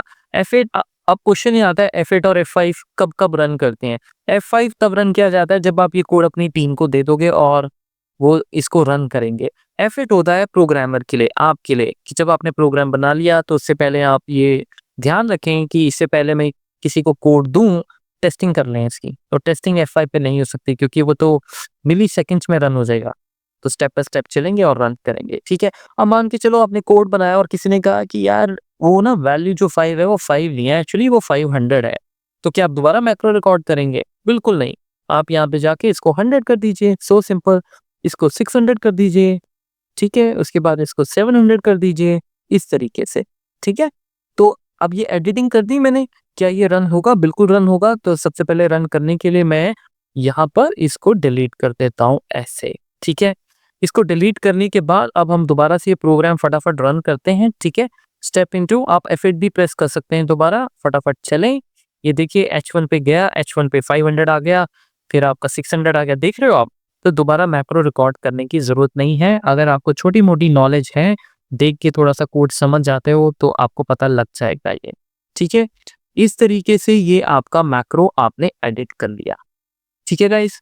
तो ये आपका छोटा सा इंट्रोडक्शन था जिसमें VB एडिटर के बारे में समझा, रिकॉर्डिंग कैसे होती है, स्टॉप कैसे करते हैं, उसके बाद कोड को एडिट कैसे करते हैं, उसके बाद मॉड्यूल क्या चीज़ है। मॉड्यूल जगह है जहाँ पे आप 90% प्रोग्रामिंग लिखते हो, बाकी सब चीज़ों पे हमने बात ही नहीं की, ठीक है। प्रोजेक्ट एक्सप्लोरर के बारे में बात की थी। इंपॉर्टेंट चीज़ जो हमने बात की, स्टैंडर्ड टूल बार और डीबग की बात की। स्टैंडर्ड टूल बार क्यों एक्टिवेट किया? ताकि वहाँ से मैं कोई भी कोड रन कर सकूँ। अब जैसे मैं इसको रन करता हूँ, ये देखिए रन हो गया। अब मान के चलो कई बार क्या होता है कि मैं जैसे इसको स्टेप बाय स्टेप अगर रन करना चाहूँ, ये स्टेप बाय स्टेप ऑप्शन आपको क्यों मिल रहा है? डीबग से, ठीक है। अगर डीबग टूल बार नहीं होगा तो आप ये यहाँ से यूज़ नहीं कर सकते हो, फिर आपको शॉर्टकट की ही यूज़ करनी होगी। तो ये जैसे मैंने रन किया, अब मुझे एकदम ध्यान आया, ओहो गलत मैक्रो रन हो गया, तो अब क्या? तो स्टैंडर्ड टूल बार में जहाँ पे रन ऑप्शन है वहीं पे रीसेट भी आप इसको रीसेट कर सकते हैं। रीसेट से कैंसिल हो जाता है मैक्रो, ठीक है। तो स्टैंडर्ड टूल बार बहुत ज़रूरी है, इसको आप रखें और इसको भी रखें, ठीक है। तो ये छोटा-सा आपके लिए पहला मेरा वीडियो था। आई होप आप इसको एन्जॉय करेंगे। प्रैक्टिस ज़रूर कीजिएगा, जो मैंने अभी लिखा है इसको एक्सेल में खुद जाके सारी चीज़ें चेक कर लें, कंफर्टेबल हो जाएँ। प्रोजेक्ट एक्सप्लोरर से, मॉड्यूल से रिकॉर्डिंग करते हुए सब कुछ चीज़ें ऐसा ही एक मैक्रो रिकॉर्ड करें। कोई क्वेश्चन होगा कमेंट सेक्शन पे टाकिए। तो नेक्स्ट वीडियो में जब हम मिलेंगे तो नेक्स्ट वीडियो में हम रेंज और वर्कशीट्स की कमांड्स पे कुछ एक्सरसाइजेस करेंगे ताकि आपका कंफर्ट लेवल और बढ़े। तो मैं मिलता हूँ गाइस आपसे नेक्स्ट सीरीज में। फिट रहें और आगे बढ़ें। Thank you so much, bye bye. Okay guys, so series 2 start करते हैं और इससे पहले फटाफट से रिवीजन कर लें एक बार। सबसे पहले मैंने बताया था आपको कि डेवलपर टैब कैसे एक्टिवेट करना है। फाइल्स में जाएंगे और फाइल्स में ऑप्शंस में जाके वहाँ पे कस्टमाइज रिबन में आप डेवलपर टैब एक्टिवेट करोगे। उसके बाद यहाँ से रिकॉर्डिंग होगी, अगर आप इसे क्लिक करेंगे तो रिकॉर्ड हो जाएगा। रिकॉर्डिंग के बाद जो भी आप स्टेप्स लिखेंगे उसको दोबारा यहाँ पे स्टॉप मैक्रो का एक बटन आ जाएगा, उस पर आप क्लिक करेंगे तो रिकॉर्डिंग स्टॉप हो जाएगी। ये विजुअल बेसिक है, यहाँ पे क्लिक करेंगे डेवलपर टैब के अंदर तो विजुअल बेसिक विंडो में जाएंगे। ऑल्ट F11 शॉर्टकट की है और यहाँ पे जो इंपॉर्टेंट पार्ट है, इस पूरे विंडो को कहते हैं प्रोजेक्ट एक्सप्लोरर, ओके। और इस विंडो को, ये जो आपका व्हाइट वाला जहाँ पे अपने कोडिंग लिखा है, इसको कई बार हम VB व्हाइट बोर्ड भी कह देते हैं। यहाँ पे अपना पूरा कोड आपका चलता है। ये आपके हैं मॉड्यूल्स, ये आपके हैं शीट्स में भी प्रोग्रामिंग लिखी जाती है, दिस वर्कबुक में भी प्रोग्रामिंग लिखी जाती है, लेकिन वो हमने अभी डिस्कस नहीं की है। हमने सिर्फ मॉड्यूल्स में प्रोग्राम देखा है। और अब जो हम नेक्स्ट चीज़ करने जा रहे हैं वो ये कि एक बार फटाफट से 2-4 क्वेश्चंस कर लेते हैं और अपने आप को कंफर्टेबल कर लेते हैं कि रेंज और शीट्स क्या है। तो मैं यहाँ पे आपको आपके सामने यहाँ पे सपोज़ ये लिखता हूँ कि एक और शीट इसमें इंसर्ट करता हूँ, जैसे ये शीट मैंने इंसर्ट की है, ठीक है? इस शीट का मैं नाम दे देता हूँ टेस्ट। अब आपने एक ऐसा प्रोग्राम लिखना है जो जब रन हो, जी हाँ, आप प्रोग्राम लिखना आप शुरू करने वाले हैं। जैसे ही आप ये प्रोग्राम लिखें, ये आपको इस शीट टेस्ट से बेसिक शीट पे ले जाए। तो कैसे लिखेंगे? विजुअल बेसिक में जाएँगे, विजुअल बेसिक में ये मॉड्यूल 1 मैंने लिखा हुआ है, आप चाहें तो इस मॉड्यूल 1 के नीचे अपना मैक्रो लिख सकते हैं। एक मॉड्यूल में आप जितने चाहें मैक्रोस लिख सकते हैं, कोई प्रॉब्लम नहीं है, ठीक है? आप चाहें तो मॉड्यूल नया भी इंसर्ट कर सकते हैं, इसके बारे में हम बाद में बात करेंगे कि क्या एक मॉड्यूल में लिखना ठीक है या फिर हर मैक्रो के लिए अलग-अलग मॉड्यूल बनाना चाहिए, ठीक है? फिलहाल के लिए प्रैक्टिस कर रहे हैं, बिगिनर लेवल कोर्स है तो मैं एक नया मॉड्यूल इंसर्ट करूँगा। मॉड्यूल इंसर्ट करते ही मॉड्यूल 2 आ जाएगा और जैसा मैंने आपको बताया था पहला अपना मैक्रो हम लिखने जा रहे हैं। तो मैंने आपको क्या बताया था, अगर आपने पूरा वीडियो पिछला ध्यान से देखा हो, जब भी आप कोई मैक्रो बनाएँगे सबसे पहले आप लिखेंगे सब, ओके? सब लिखते ही आप इसमें जो भी नाम देना चाहें, आप अपना नाम जो भी मैक्रो का नाम है आप देना चाहें दे सकते हैं। तो मैं जैसे लिख देता हूँ प्रैक्टिस, प्रैक्टिस और अंडरस्कोर रेंज, ठीक है? Range and sheet, open bracket, close bracket, enter मारें और इस तरीके से आपका प्रोग्राम शुरू हो जाएगा और एंड सब आपने देखा ऑटोमेटिकली क्रिएट हो गया। कुछ चीज़ें जो मैंने पहले भी बताई थी, अब शायद सही समय है बताने का। इसमें कुछ रूल्स होते हैं, आप वो रूल्स फॉलो करेंगे। जैसे सपोज़ इसमें मैं अगर कोई भी नंबर यहाँ से इस मैक्रो का नाम जो है, ये अगर किसी नंबर से स्टार्ट करता हूँ और मैं जैसे कहीं एंटर करूँगा, आप देखें मेरा कंपाइलर मुझे अलाउ नहीं करेगा। कंपाइलर मतलब जो आपके प्रोग्राम वन बाय वन सारे रीड करता है, तो ये एरर आ जाएगा। तो आप नंबर बिगनिंग में नहीं लिख सकते हैं। तो अगला क्वेश्चन आपका होगा तो क्या मैं बाद में लिख सकता हूँ? तो आप बाद में लिख के देख लीजिए, उसने एक्सेप्ट कर लिया, कोई प्रॉब्लम नहीं है, ठीक है? वैसे नंबर हम जनरली नहीं लिखते हैं बट लिखना है तो बाद में लिखिए। दूसरा मैंने आपको बताया था पीछे छोटी-सी डिस्कशन की थी कि कोई स्पेशल कैरेक्टर पे आप नहीं लिख सकते। आप अगर स्टार लिखते हैं तो देखिए ये प्रॉब्लम क्रिएट करेगा। स्पेशल कैरेक्टर्स में कोई भी स्पेशल कैरेक्टर सिर्फ अंडरस्कोर अलाउ है और आप कुछ नहीं लिख सकते हैं। जैसे अगर आप ये एक कैरेट साइन भी लिखेंगे ये भी प्रॉब्लम करेगा, ठीक है? तो ये आपको नहीं लिखना है, ठीक है? तीसरी चीज़ इम्पोर्टेंट ये है कि आप कोई वीबे का रिजर्व्ड वर्ड यहाँ पे यूज़ नहीं कर सकते हैं। जैसे जैसे कि आपको पता है कि मैक्रो सब से स्टार्ट होता है, तो अगर आप इसको सब दोबारा लिखें, तो वीबे ये कहेगा कि ये मेरा वर्ड है, इसको मैं यूज़ करता हूँ, आप इसको यूज़ नहीं कर सकते, ठीक है? तो वीबे के और भी आगे बहुत सारे वर्ड्स हैं, अभी तो आपने कुछ सीखा नहीं है इसलिए मैं वो नहीं लिख रहा हूँ, लेकिन समझ जाएँ कि वीबे अपने वर्ड्स आपको यूज़ करना अलाउ नहीं करेगा, ठीक है? और आपको करने की ज़रूरत भी क्या है? आपके पास अपनी कम चॉइस है, आपका दिमाग इतना क्रिएटिव है, आप कुछ कुछ भी नाम दीजिए। लेकिन हाँ, गाइज़ नाम हमेशा कुछ ऐसा दें जिससे आपके कोड के बारे में उसकी पहचान हो सके, ठीक है? ये मैंने आपको पहले भी बताया था। मतलब यहाँ पे कुछ यार ऐसा मत लिखो मैक्रो का नाम ए दे दिया, बी दे दिया, सी दे दिया, वो अच्छा नहीं लगता है, राइट? कुछ अच्छा नाम दें ताकि जब आप दोबारा इस मैक्रो को देख रहे हो आपको पता लग जाए और कमेंट्स में भी आप दे सकते हैं और कुछ अगर आपने देना हो तो कमेंट पे भी आइए, लिखते हैं कि this is my practice class class on range and sheet syntaxes, ठीक है? तो आज हम अपना पहला सिंटैक्स लिखने जा रहे हैं। तो सबसे पहले जो सिंटैक्स लिखने जा रहे हैं वो क्या लिखने जा रहे हैं, मैं यहाँ पे कमेंट में लिखता हूँ, आपको करना क्या है, select A1 cell of sheet test, ठीक है? दूसरा क्वेश्चन क्या होगा, दूसरा क्वेश्चन है सिलेक्ट और मैं लिख देता हूँ गो टू शीट बेसिक। तो 2 कोड आपने लिखने हैं फटाफट से, ठीक है? तो पहला जो हमारा कोड है जो है सिलेक्ट A1, तो हम इसकी नीचे लिख लेते हैं, एंटर मारिए ऐसे, ठीक है? और कमेंट्स मैंने आपको बताया था कि वीबीए बिल्कुल भी इसको एग्जीक्यूट नहीं करेगा, ठीक है? अगर आपने ये कमेंट नहीं लिखा, मतलब ये सिंगल कोट नहीं डाला, तो देखो क्या क्या होने वाला है, आपका कंपाइलर इसको रन करने की कोशिश करेगा, वो रीड करेगा और देखेगा यार ये मेरे समझ से बिल्कुल बाहर है, ठीक है? बाहर इसलिए है क्योंकि ये आपका कमेंट है, ये वीबीए का लाइन नहीं है, तो सिंगल कोट डालना मत भूलें, ठीक है? तो आपको याद है? अगर आपको याद नहीं है तो आप कैसे प्रैक्टिस करेंगे? मॉड्यूल 1 में जाएँ और देखें कि आपका वहाँ पे लाइन क्या था। ये लाइन था एक सेल को सिलेक्ट करने के लिए, ठीक है? आप इसको कॉपी कर सकते हैं, मैं इसको कंट्रोल सी करता हूँ, अपने मॉड्यूल में आऊँगा और यहाँ पे पेस्ट कर दूँगा, ठीक है? अब ये सब चीज़ें क्योंकि आप बिगिनर हैं इसलिए ऐसे कर रहे हैं, बाद में तो हम सब कुछ अपने आप ही लिखेंगे। तो आप A1 में जा रहे हैं तो यहाँ पे A1 को चेंज कर दें। बस सिंपल सा कोड हो गया। अब दूसरा क्वेश्चन ये आता है कि हो सकता है कि आप सोचें यार अगर ये कोड ना होता तो क्या होता? तो क्या हुआ? मैक्रो एडिटर तो है, तो आप क्या करते? फटाफट जाते मैक्रो रिकॉर्ड करते। मैक्रो रिकॉर्ड करके इसका नाम कुछ नहीं देना, मैं जंक दे देता हूँ क्योंकि मैं इसको बाद में डिलीट कर दूँगा। मैक्रो रिकॉर्ड किया, ओके किया, A1 को सिलेक्ट किया, मेरा काम खत्म, स्टॉप रिकॉर्डिंग की, विजुअल बेसिक में गए। अब विजुअल बेसिक में अगर आप सोच रहे होंगे, काफ़ी लोग सोच रहे होंगे कि मॉड्यूल 3 एक्सेल ने इंसर्ट किया होगा मैक्रो एडिटर ने, नहीं, एक ही मॉड्यूल इंसर्ट रहेगा आपका। जब तक आप इस वर्कबुक को दोबारा क्लोज करके ओपन नहीं करते हैं और रिकॉर्डिंग नहीं करते हैं, तब तक उसी मॉड्यूल में आपका ये VBA एडिटर सारे मैक्रोस बनाता रहेगा। ये देख रहे हो आप? एक और नया मैक्रो बन गया है, ठीक है? पहला मैक्रो मॉड्यूल 1 के ऊपर ये टॉप पे बना था, अब उसने दूसरा यहाँ बना दिया। क्यों? क्योंकि मैंने ये एक्सेल वर्कबुक क्लोज नहीं किया। अब मैं इसे क्लोज करके दोबारा ओपन करूँ और फिर रिकॉर्ड करूँ तो ये एक नया मॉड्यूल बना देगा, मॉड्यूल 3, ठीक है? तो आप देख सकते हैं ये यहाँ से ये लाइन मैंने उठाई, मैंने इसको कट किया, कॉपी किया, जो भी करना चाहें, और यहाँ पे पेस्ट कर दिया। तो ये भी एक तरीका है, ठीक है? मैक्रो एडिटर के थ्रू आप कर सकते हैं। फिलहाल इसकी ज़रूरत नहीं है, इसको सिलेक्ट करें और इसको पूरे के पूरे को डिलीट कर दें, ठीक है? ओके, वेल ये तो था मैक्रो एडिटर के थ्रू, बट आपको खुद भी लिखना आना चाहिए, तो खुद आप ऐसे ही लिखेंगे। देखिए थोड़ा-सा कंफर्ट हो जाइए, स्टार्ट करिए मेरे साथ, ओपन कीजिए एक्सेल, रेंज, और रेंज वर्ड लिखते ही अब कोई बोले कि यार रेंज क्यों अजय? रेंज ही होता है जब आपको सेल्स को सिलेक्ट करना है, तो रेंज वर्ड होता है, ये आपको याद रखना है, ठीक है? धीरे-धीरे आपको आदत पड़ जाएगी।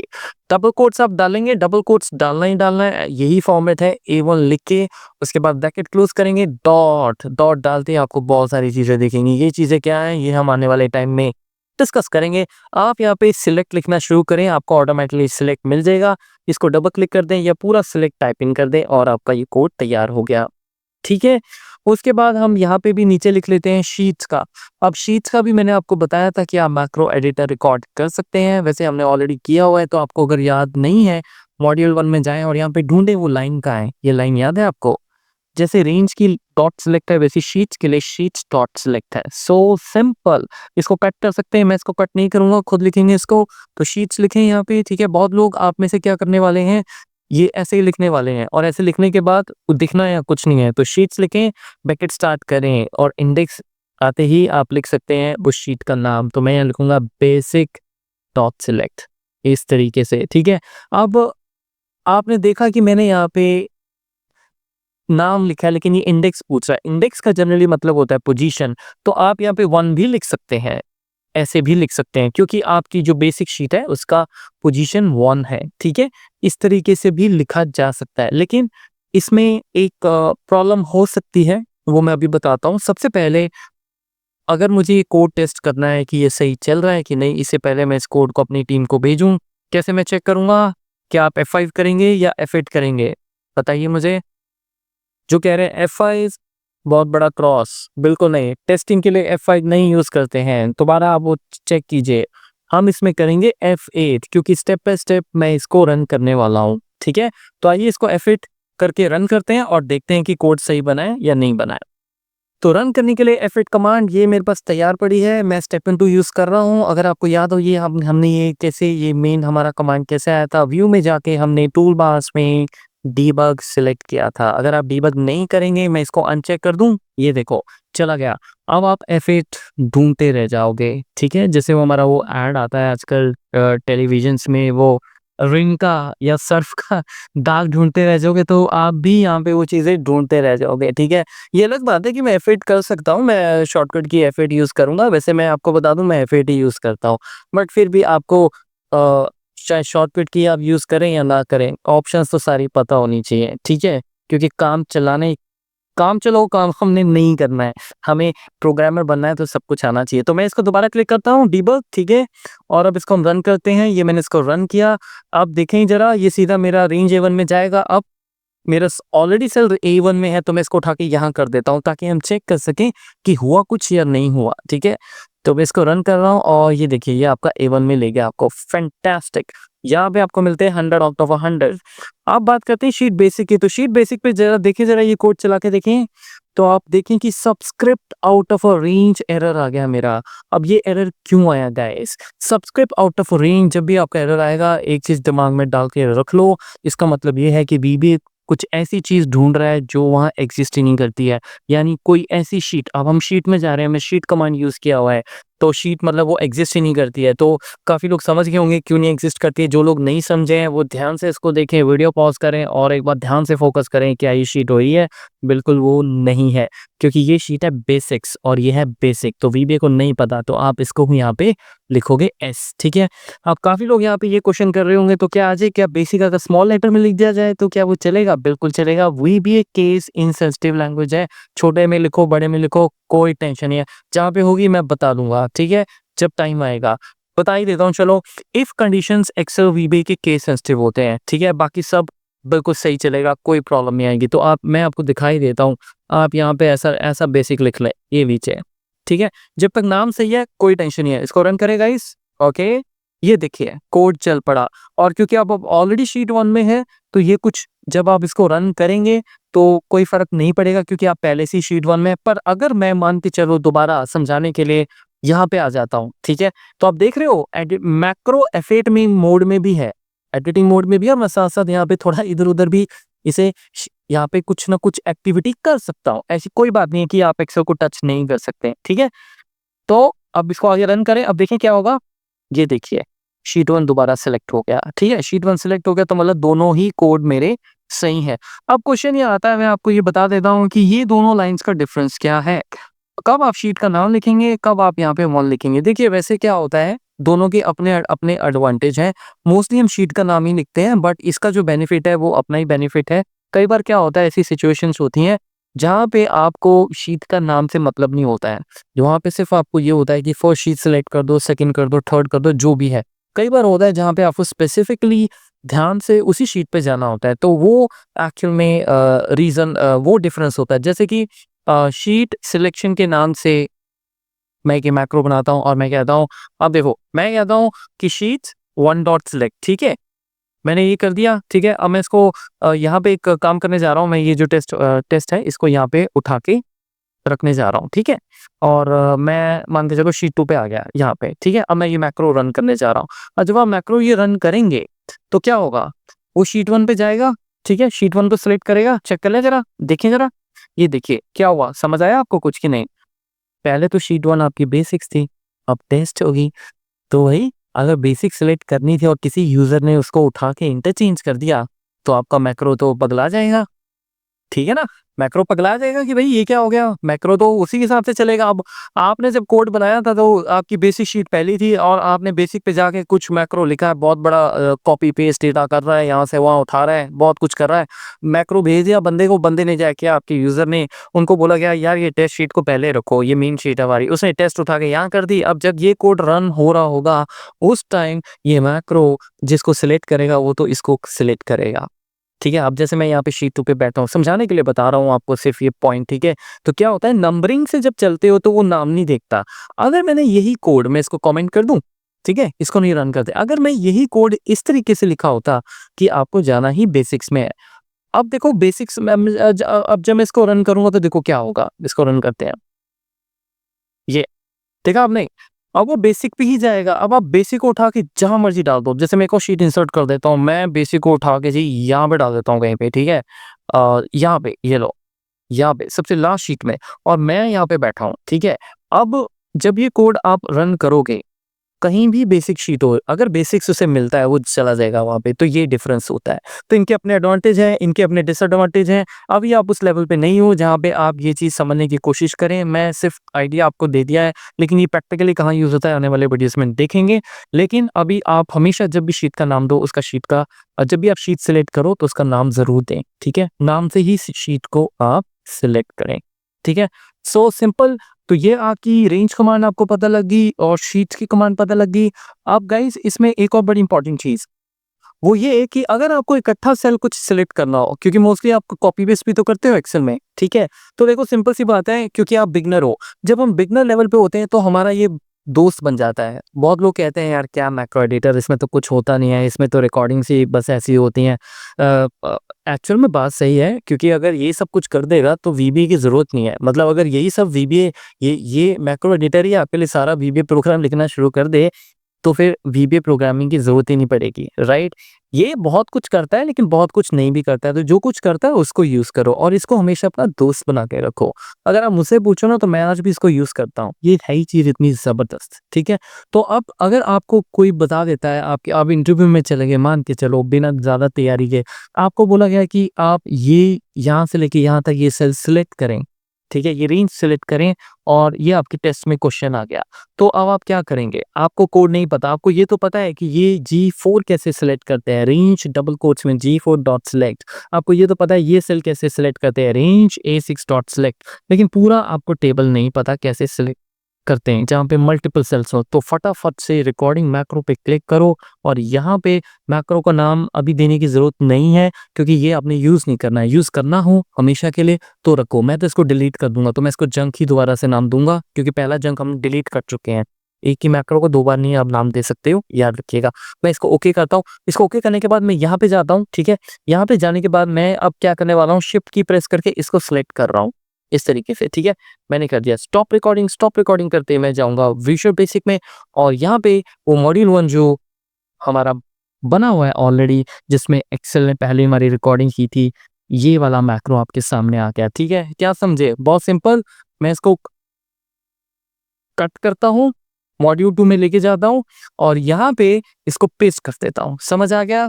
क्या किया मैंने? कुछ भी नहीं किया। मुझे तो लगता है इसको समझाने की ज़रूरत भी नहीं है, ये तो आप देख के समझ जाओगे। G4:G8 मतलब G4 से G8 आपने सिलेक्ट करना। अब जैसे मैं कहूँ कि भैया A1 से लेके आप सिलेक्ट कर दो A7, तो कर दीजिए यहाँ पे A7 ऐसे।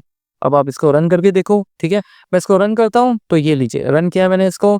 बेसिक शीट में मैं पहले ही हूँ तो कोई फ़र्क नहीं पड़ेगा, लेकिन आप इसको जैसे ही रन करेंगे आप देख रहे हो ये पूरा सिलेक्ट हो गया। तो मल्टीपल सेल्स को आप इस तरीके से सिलेक्ट करेंगे, ठीक है? समझ आ गया आपको? ये रेंजेस की कमांड है, ये शीट्स की कमांड है। जब तक इस पे मास्टरी नहीं होगी, बात नहीं बनेगी। तो ठीक है गाइज़, बने रहें, अगली सीरीज़ पे मिलते हैं और कुछ धमाकेदार चीज़ें करते हैं। और चैनल को शेयर ज़रूर करें और कमेंट सेक्शन में जाके अपने क्वेश्चंस पुट अप कर सकते हैं आप। और जो लोग भी जिनको उनके आंसर्स पता है, प्लीज़ दूसरे सब्सक्राइबर्स को, दूसरे व्यूअर्स को हेल्प करें। मैं भी अपनी तरफ से कोशिश करूँगा टाइम लगा के कि आपको उन क्वेश्चंस का आंसर देता रहूँ। तो मैं मिलता हूँ आपसे सीरीज़ नंबर 3 में। Thank you so much. Bye-bye.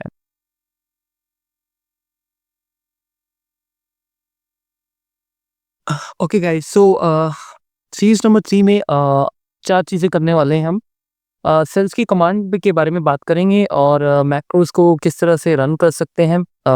जो मैंने पीछे आपको मेथड्स बताए थे, उसके अलावा यूज़र कैसे रन करेगा, क्योंकि यूज़र F5 और F8 तो नहीं करता है, वो तो आपके लिए होता है जो प्रोग्रामर है, डेवलपर है। मॉड्यूल्स को रीनेम करना भी सीखें और मॉड्यूल्स को कैसे हम रीनेम उसमें रूल्स क्या हैं जब आप रीनेम करेंगे। तो सबसे पहले हम बात करते हैं सेल्स कमांड्स की। अ, जैसे आपने देखा कि रेंज वर्ड हम यूज़ करते हैं अगर हमें सिंगल सेल सिलेक्ट करना हो या हमें मल्टीपल सेल सिलेक्ट करना हो, तो हम रेंज कमांड का अक्सर यूज़ करते हैं। लेकिन आप सेल्स कमांड भी यूज़ कर सकते हैं। वो कैसे? अब बिगिनर लेवल्स पे क्या होता है, जब हम कोई चीज़ सीखते हैं तो हमारे माइंड में क्वेश्चंस बहुत होते हैं। जैसे कि इसमें आपका क्वेश्चन आ सकता है कि सेल्स कमांड क्यों सीख रहे हैं जब रेंज कमांड से सेल सिलेक्ट हो सकता है, राइट? ये सब चीज़ें आप थोड़ी देर के लिए, कुछ समय के लिए, थोड़ी देर के लिए नहीं, कुछ समय के लिए थोड़ा-सा उसे साइड पे रखते हैं।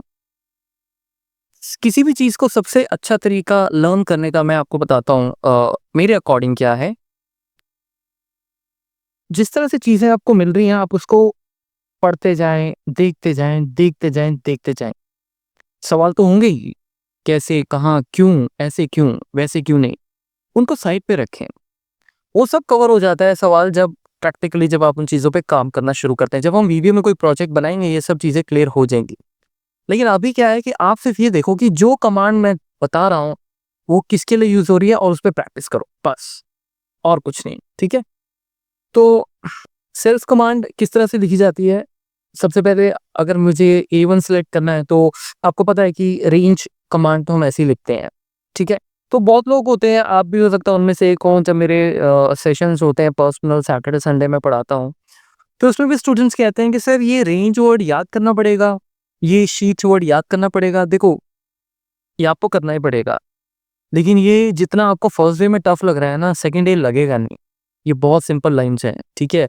लेकिन आप ये चीज़ समझो कि सिंटैक्स को याद तो आप कर रहे हो, लेकिन एक तरीके से आपको समझ भी तो आ रहा है। अब ये डॉट सेलेक्ट मैं क्यों लिख रहा हूँ? अगर आप किसी का कोड ये देखोगे तो आपको पता होगा ना कि ये लाइन A1 को सिलेक्ट कर रही है कहीं पे, तो ये इतना टफ नहीं है, जितना शुरू में आपको 1-2 लेक्चर्स में लगेगा। अब रेंज A1 की जगह हम ऐसे भी यूज़ कर सकते हैं, सेल्स। सेल्स वर्ड आप लिखें, ब्रैकेट स्टार्ट करें, row index, column index. Row number और कॉलम नंबर क्या है? अगर मुझे A1 पे जाना है, तो आप मुझे बताओ A1 का रो नंबर क्या है? 1। कॉलम नंबर क्या है? वो भी 1 ही होगा। सिंपल सा मैथ है ये तो एक्सेल का, ठीक है? तो डॉट सिलेक्ट, ठीक है? डॉट सिलेक्ट करते हैं। ये भी एक ही मतलब है इसका। अब जैसे मैं लिखूँगा सेल्स और मैं लिखूँ 2,3, जल्दी से मुझे ये बता दो कि ये किसको सिलेक्ट करेगा? वीडियो पॉज़ कर लो बेशक और बताओ क्या सिलेक्ट करेगा, ठीक है? पॉज़ करने के बाद जब आप वापस आओगे, अगर आपका आंसर ये है कि ये एक्चुअली B3 सिलेक्ट करेगा, तो शाबाश! बहुत बढ़िया, ये B3 सिलेक्ट करेगा। और जिनका क्वेश्चन का आंसर गलत है वो समझ लें, ये जो 2 है ये रो नंबर है। तो मैं कह रहा हूँ कि सेकंड रो पे जाएँ, ठीक है ना? ये रो नंबर आप देख रहे हो ना? सेकंड रो पे जाएँ और थर्ड कॉलम पे जाएँ। तो सेकंड रो आपका ऑब्वियसली रो 2 ही है। कॉलम 3 अगर आप देखें एक्सेल का तो C होता है। तो ये आपका C2 में लेके जाएगा आपको। तो ये है आपकी सेल्स कमांड, ठीक है? इसको आप रन करके देख लें, F8 रन कर लें या फिर डीबग से। मैं इसको रन करता हूँ। ये देखिए अभी मेरा कर्सर हो गया A1 पे, आप देख रहे हैं एक्सेल में A1 पे हो गया है यहाँ पे, राइट? यहाँ पे आके आप अपनी बढ़ा के रखें और उसके बाद मैं इसको फिर रन करता हूँ और ये हो गया आपका 2 में, ठीक है? तो सेल्फ कमांड भी हम आगे जाके यूज़ करेंगे, ठीक है? जब हम लूप्स वगैरह की बात करेंगे, अभी तो इंट्रोडक्शन है। तो सेल्स कमांड आपको पता लगी, रेंज कमांड पता लगी है आपको, ठीक है? और इससे पहले हम और आगे नेक्स्ट लेवल पे जाएँ, सबसे पहले हम ये देख लेते हैं कि जब आप कोई मैक्रो बनाते हो और आपके यूज़र को वो देना है, तो यूज़र तो आपका यहाँ पे आके इसको रन नहीं करेगा कि भई हाँ, चलो रन करना है, ये तो आपके लिए होता है, टेस्टिंग के लिए होता है, ठीक है? यूज़र को आप क्या करोगे? यूज़र को आप बटन्स बना के दे सकते हो, जैसे इंसर्ट में जाके यहाँ पे आप शेप्स में यहाँ पे जाओ, ठीक है? ये सबका विंडो सेम ही दिख रहा होगा, जितने भी आप एक्सेल यूज़र हैं, ये यहाँ पे कोई भी शेप आप चूज़ कर सकते हैं, ठीक है? तो जैसे मैंने ये शेप चूज़ कर ली, इसको यहाँ पे ड्रॉ कर दें, ठीक है? साइज़ आप अपने हिसाब से देख लें। जब ये शेप आ जाएगी तो इसको सिलेक्ट करें, शेप को राइट क्लिक करें और असाइन मैक्रो में चले जाएँ। जब आप असाइन मैक्रो पे जाओगे ना गाइस, अब देखो ये सारे मैक्रोस हमने बनाए हुए थे, ठीक है? तो यहाँ से कोई भी मैक्रो जो आपको इसके साथ असाइन करना है, जैसे फर्स्ट करना है तो फर्स्ट कर दो, मैं तो आपको सिर्फ समझा रहा हूँ। तो जो भी मैक्रो है उसको करके आप ओके कर दो, ऐसे। तो जब आप इस पे दोबारा जाओगे, ये देखो एक हाइपरलिंक का साइन बन गया, मतलब जब मैं इसको रन करूँगा तो मैक्रो ये रन होगा, कुछ एक्शन होगा, वो क्या होगा वो तो जो हमारा मैक्रो है उस पे हमें देखने के बाद ही पता लगेगा, लेकिन ये सिर्फ मैं आपको बता रहा हूँ किस तरह से बटन्स बनाए जाते हैं। आप इस पे राइट क्लिक करके ना एडिट भी कर सकते हो, मतलब कोई इन्फॉर्मेशन देनी हो, एडिट टेक्स्ट, तो यहाँ पे आप लिख सकते हो कि ये जैसे मैक्रो अगर आपका है प्रैक्टिस, तो आप प्रैक्टिस लिख दो। ये तो खैर मैं वैसे ही लिख रहा हूँ, बट आप जो भी है, अगर ये मैक्रो ईमेल्स भेजता है तो आप लिखें सेंड ईमेल्स। अगर ये मैक्रो कोई डेटा कंपाइल कर रहा है, आपका कॉपी पेस्ट कर रहा है, तो आप लिख सकते हैं जो आपको लिखना हो, ठीक है? अच्छा, ये सबसे ज़्यादा मेथड हम यूज़ करते हैं और हम यही मेथड यूज़ करते हैं। लेकिन मेथड्स और भी हैं, जैसे डेवलपर टैब पे आप यूज़र को बोल सकते हो कि मेरे मैक्रो का नाम एबीसी है और वो जब भी इसको रन करना हो तो वो मैक्रो में जाके देख सकता है। तो जैसे मैं मैक्रो पे क्लिक करता हूँ, तो अब देखो ये डेवलपर टैब के अंदर है ये मैक्रोज़, ठीक है ना? जहाँ रिकॉर्ड मैक्रो था। तो यहाँ पे ये सारे मैक्रोज़ आ रहे हैं आपके, ठीक है? तो अब आप एक चीज़ नोट कर रहे हो, हमने मैक्रोज़ के नाम सारे अच्छे-अच्छे रखे थे।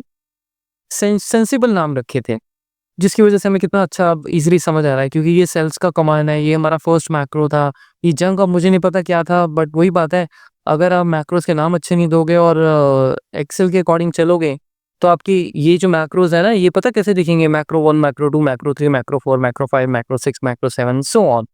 तो यार हमें कहाँ पता लगेगा कौन-सा मैक्रो है? तो पहले VBA कोड में जाओ, फिर चेक करो कि उस जो मैक्रो आपको चाहिए उसका नाम क्या है, फिर यहाँ वापस आओ और फिर उसे सिलेक्ट करके यहाँ पे आप रन करो, ऐसे रन आप कर सकते हो इसको, ठीक है। आप डिलीट भी कर सकते हो यहाँ से मैक्रो। अब जैसे जंक है, जंक मैं यहाँ से भी डिलीट कर सकता हूँ, जैसे यहाँ से डिलीट करो, आप देखो डिलीट हो गया ये, ठीक है। और दोबारा यहाँ पे आप जाओ, आप चेक करो वो मैक्रो नहीं है, ठीक है। यहाँ से भी डिलीट किया जा सकता है, विजुअल बेसिक से तो किया ही जा सकता है। विजुअल बेसिक से अब मैं चाहूँ तो ये पूरे का पूरा ऐसे सिलेक्ट करके मैक्रो डिलीट कर सकता हूँ, ठीक है। ये मेरे लिए ऑप्शन है, वो यूज़र के लिए ऑप्शन है। वैसे यूज़र्स को आप ना ही इनकरेज करें कि वो कुछ डिलीट करे, ठीक है। पर हाँ, मैं कह रहा था नाम देना बहुत अच्छा रहता है, उससे पता लग जाता है। अब हमने मैक्रोस के नाम तो दिए हैं, लेकिन आपने एक चीज़ और नोट की होगी, ये मॉड्यूल्स अब मॉड्यूल 1, मॉड्यूल 2, मॉड्यूल 3 हैं, ठीक है। अब ऐसे अगर 10 मॉड्यूल बने हो तो मुझे क्या याद रहेगा किस मॉड्यूल में जाना है, जाके क्या कोडिंग हमारी बन रही है। तो उसके लिए हम मॉड्यूल्स को रीनेम कर सकते हैं। आप इसको सेलेक्ट करें और F4 की प्रेस करें, ठीक है। F4 की प्रेस करें या फिर व्यू में जाके प्रॉपर्टी विंडोज पे जाएं, एक ही बात है। ये F4 आ रहा है, इससे क्या होगा, ये एक विंडो आपके सामने आ जाएगा। ये देख रहे हो प्रॉपर्टी वाला, आप इसको अलग भी कर सकते हो, ऐसे ड्रैग करके उठा सकते हो साइड पे, ठीक है। अगर आपको लगता है कि परेशान कर रहा थोड़ा, वैसे मतलब ये डबल फिट हो जाता है, जैसे यहाँ पे फिट हो गया। आप इसकी विड्थ देख रहे हो, कम ज़्यादा कर सकते हो ऐसे। तो जिस मॉड्यूल पे भी आप जाओगे वो मॉड्यूल यहाँ पे सिलेक्ट हो जाएगा, यहीं से आपको इसका नाम चेंज करना है, ठीक है। तो मैं जैसे मॉड्यूल 1 है, इसका नाम मुझे पहले देना चाहिए था, बट पहले मैंने इसलिए नहीं दिया ताकि आप लोग कंफ्यूज ना हो ज़्यादा। तो मॉड्यूल 1 का नाम हम क्या देना चाहेंगे, मैं इसका नाम दे देता हूँ कि ये है लेक्चर 1, ठीक है। और किसका लेक्चर, अंडरस्कोर इंट्रोडक्शन। अब मैंने आपको कुछ रूल्स बताए थे जो मैक्रोस के नाम में हम यूज़ करते हैं, वही रूल्स यहाँ भी एप्लीकेबल होंगे। कोई स्पेशल कैरेक्टर नहीं जाएगा, कोई नंबर से स्टार्ट नहीं होगा पहले, और कोई वीबीए का वर्ड नहीं होगा। जैसे मैं अभी इसको अगर स्टार दूंगा, आप इसको कहीं क्लिक करेंगे, ये अलाउ नहीं करेगा आपको, ठीक है।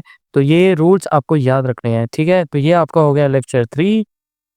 तो मैं इसको लेक्चर 3 कर देता हूँ और इसको मैं कर देता हूँ लेक्चर 1, ठीक है। अंडरस्कोर आप यूज़ कर सकते हैं। और उसके बाद ये हमारा हो गया लेक्चर 2। नाम कुछ और देना चाहें आप, कुछ और भी दे सकते हैं, कोई प्रॉब्लम नहीं है, ठीक है। बस ध्यान रखें रूल्स फॉलो हों।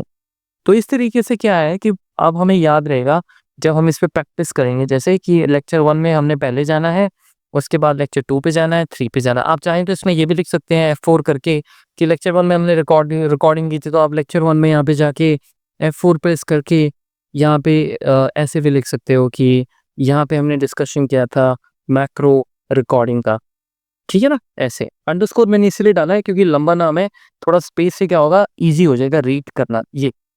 उसी तरह लेक्चर 2 में जाए, लेक्चर 2 में फिर हमने क्या देखा था, रेंज कमांड्स के बारे में बात की थी। फिर दोबारा F4 प्रेस करें या व्यू से जाके प्रॉपर्टीज में जा सकते हैं और यहाँ पे लिखते हैं लेक्चर 2, सॉरी वो मुझे डिलीट नहीं करना चाहिए था। हाँ, तो यहाँ पे आप लिख सकते हैं रेंज शीट कमांड्स, जो भी आपने करना होगा इस, ठीक है। मैं आपको आइडिया दे रहा हूँ क्योंकि ये चीज़ें हमेशा लॉन्ग टर्म में अच्छी रहती हैं, ठीक है, इस तरीके से। और इसके बीच में एक और अंडरस्कोर मैं दे देता हूँ, ठीक है। तो अंडरस्कोर अलाउड है। एनीवेज, तो रीनेम आपने देख लिया, रीनेम भी करवा दिया। और आपको क्या कहते, डिलीट करना तो मैं पहले ही बता चुका हूँ, इसको डिलीट कैसे करते हैं। राइट क्लिक कर दीजिए, डिलीट पे क्लिक कर दीजिए और दैट्स इट। अगर कहीं एक्सपोर्ट करना है तो एक्सपोर्ट आप कर सकते हैं, जैसे इसको कहीं सेव करके रखना हो, जैसे आप इसको एक्सपोर्ट भी कर सकते हैं इस पूरे को। जैसे मैं इसको किसी और वर्कबुक में एक्सपोर्ट करना चाहूँ तो मैं यहाँ पे इसको क्लिक कर सकता हूँ, ठीक है। एक्सपोर्ट फाइल, एक्सपोर्ट का मतलब यहाँ से बाहर जाना, इंपोर्ट का मतलब बाहर से अंदर आना। तो ठीक है गाइज, ये था आपका सीरीज नंबर 3 इस पे सेल्स कमांड्स के ऊपर। और मॉड्यूल्स का रीनेम करने के लिए आप किस तरह से क्या-क्या रूल्स फॉलो करने चाहिए आपको, और नाम देना कितना इंपॉर्टेंट है ये भी मैंने आपको बताया, और किस तरीके से हम मैक्रोस को रन कर सकते हैं। और द बेस्ट ऑप्शन जो है हमारे पास वो है कि आप इसके पैटर्न्स क्रिएट करें, शेप्स क्रिएट करें और राइट क्लिक करके वहाँ पे मैक्रोस असाइन करें। तो बने रहिए सीरीज़ के साथ, मैं मिलता हूँ आपको नेक्स्ट सीरीज़ में और इम्पोर्टेंट इन्फॉर्मेशंस हम लेते हैं। चैनल को शेयर कीजिए, लाइक कीजिए, कमेंट कीजिए, इसका मुझे बेसब्री से इंतज़ार रहेगा। Thank you so much, bye bye.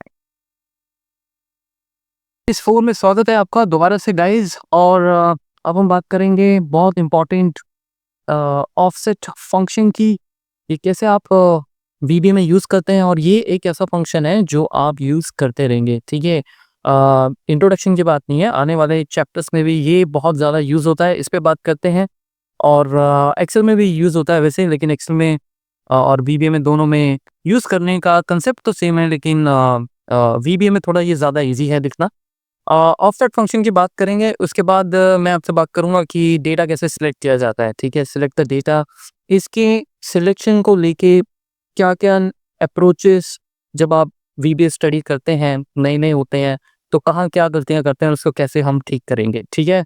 और लास्ट रो कैसे आप चेक कर सकते हैं? लास्ट रो, फर्स्ट रो जो भी है, या राइट साइड पे आपकी जो राइट साइड का कॉलम है, लेफ्ट साइड का कॉलम है, वो कैसे आप चेक करते हैं, ठीक है? तो आइए इस पे ज़रा बात करते हैं। तो देखिए, सबसे पहले ऑफसेट की बात करते हैं। अभी ऑफसेट जैसे डेवलपर टैब में मैं जाता हूँ, ठीक है? विजुअल बेसिक पे, और लेक्चर 4 को इंसर्ट करता हूँ यहाँ पे, और प्रॉपर्टीज़ में जाके इसका नाम चेंज कर देते हैं। तो यहाँ पे मैं इसका नाम दे देता हूँ lecture 4 offset and row column मान के चले, ठीक है? इंपॉर्टेंट कमांड्स हैं, पता होनी चाहिए। अब देखिए क्या होता है कि जो मैं अपना यहाँ पे एक मैक्रो बनाता हूँ और इसका लिखते हैं नाम अंडरस्टैंड अंडरस्कोर ऑफसेट, ठीक है? ऑफसेट हम यूज करते हैं वीबी में जब हमें मूवमेंट देनी होती है सेल को, एक जगह से दूसरी जगह आपने जाना होता है, ठीक है? जैसे सपोज मैं यहाँ पे लिखता हूँ कि रेंज A1 डॉट सिलेक्ट, ये तो आपको पता ही होगा लाइन, राइट? इसको जब मैं रन करूंगा तो क्या होगा, आपका सेल A1 पे चला जाएगा, ठीक है? अब A1 पे जब आपका सेल चला गया, अब मैं कहता हूँ कि वहां से मुझे इसको मूव करना है, ठीक है? वहां से मुझे इसको मूव करना है नेक्स्ट सेल में, ठीक है? तो रेंज A2 डॉट सिलेक्ट तो आप लिख सकते हैं, कोई प्रॉब्लम नहीं है, लेकिन हम लोग ऑफसेट के थ्रू देखते हैं कैसे इसको लिखेंगे, ठीक है?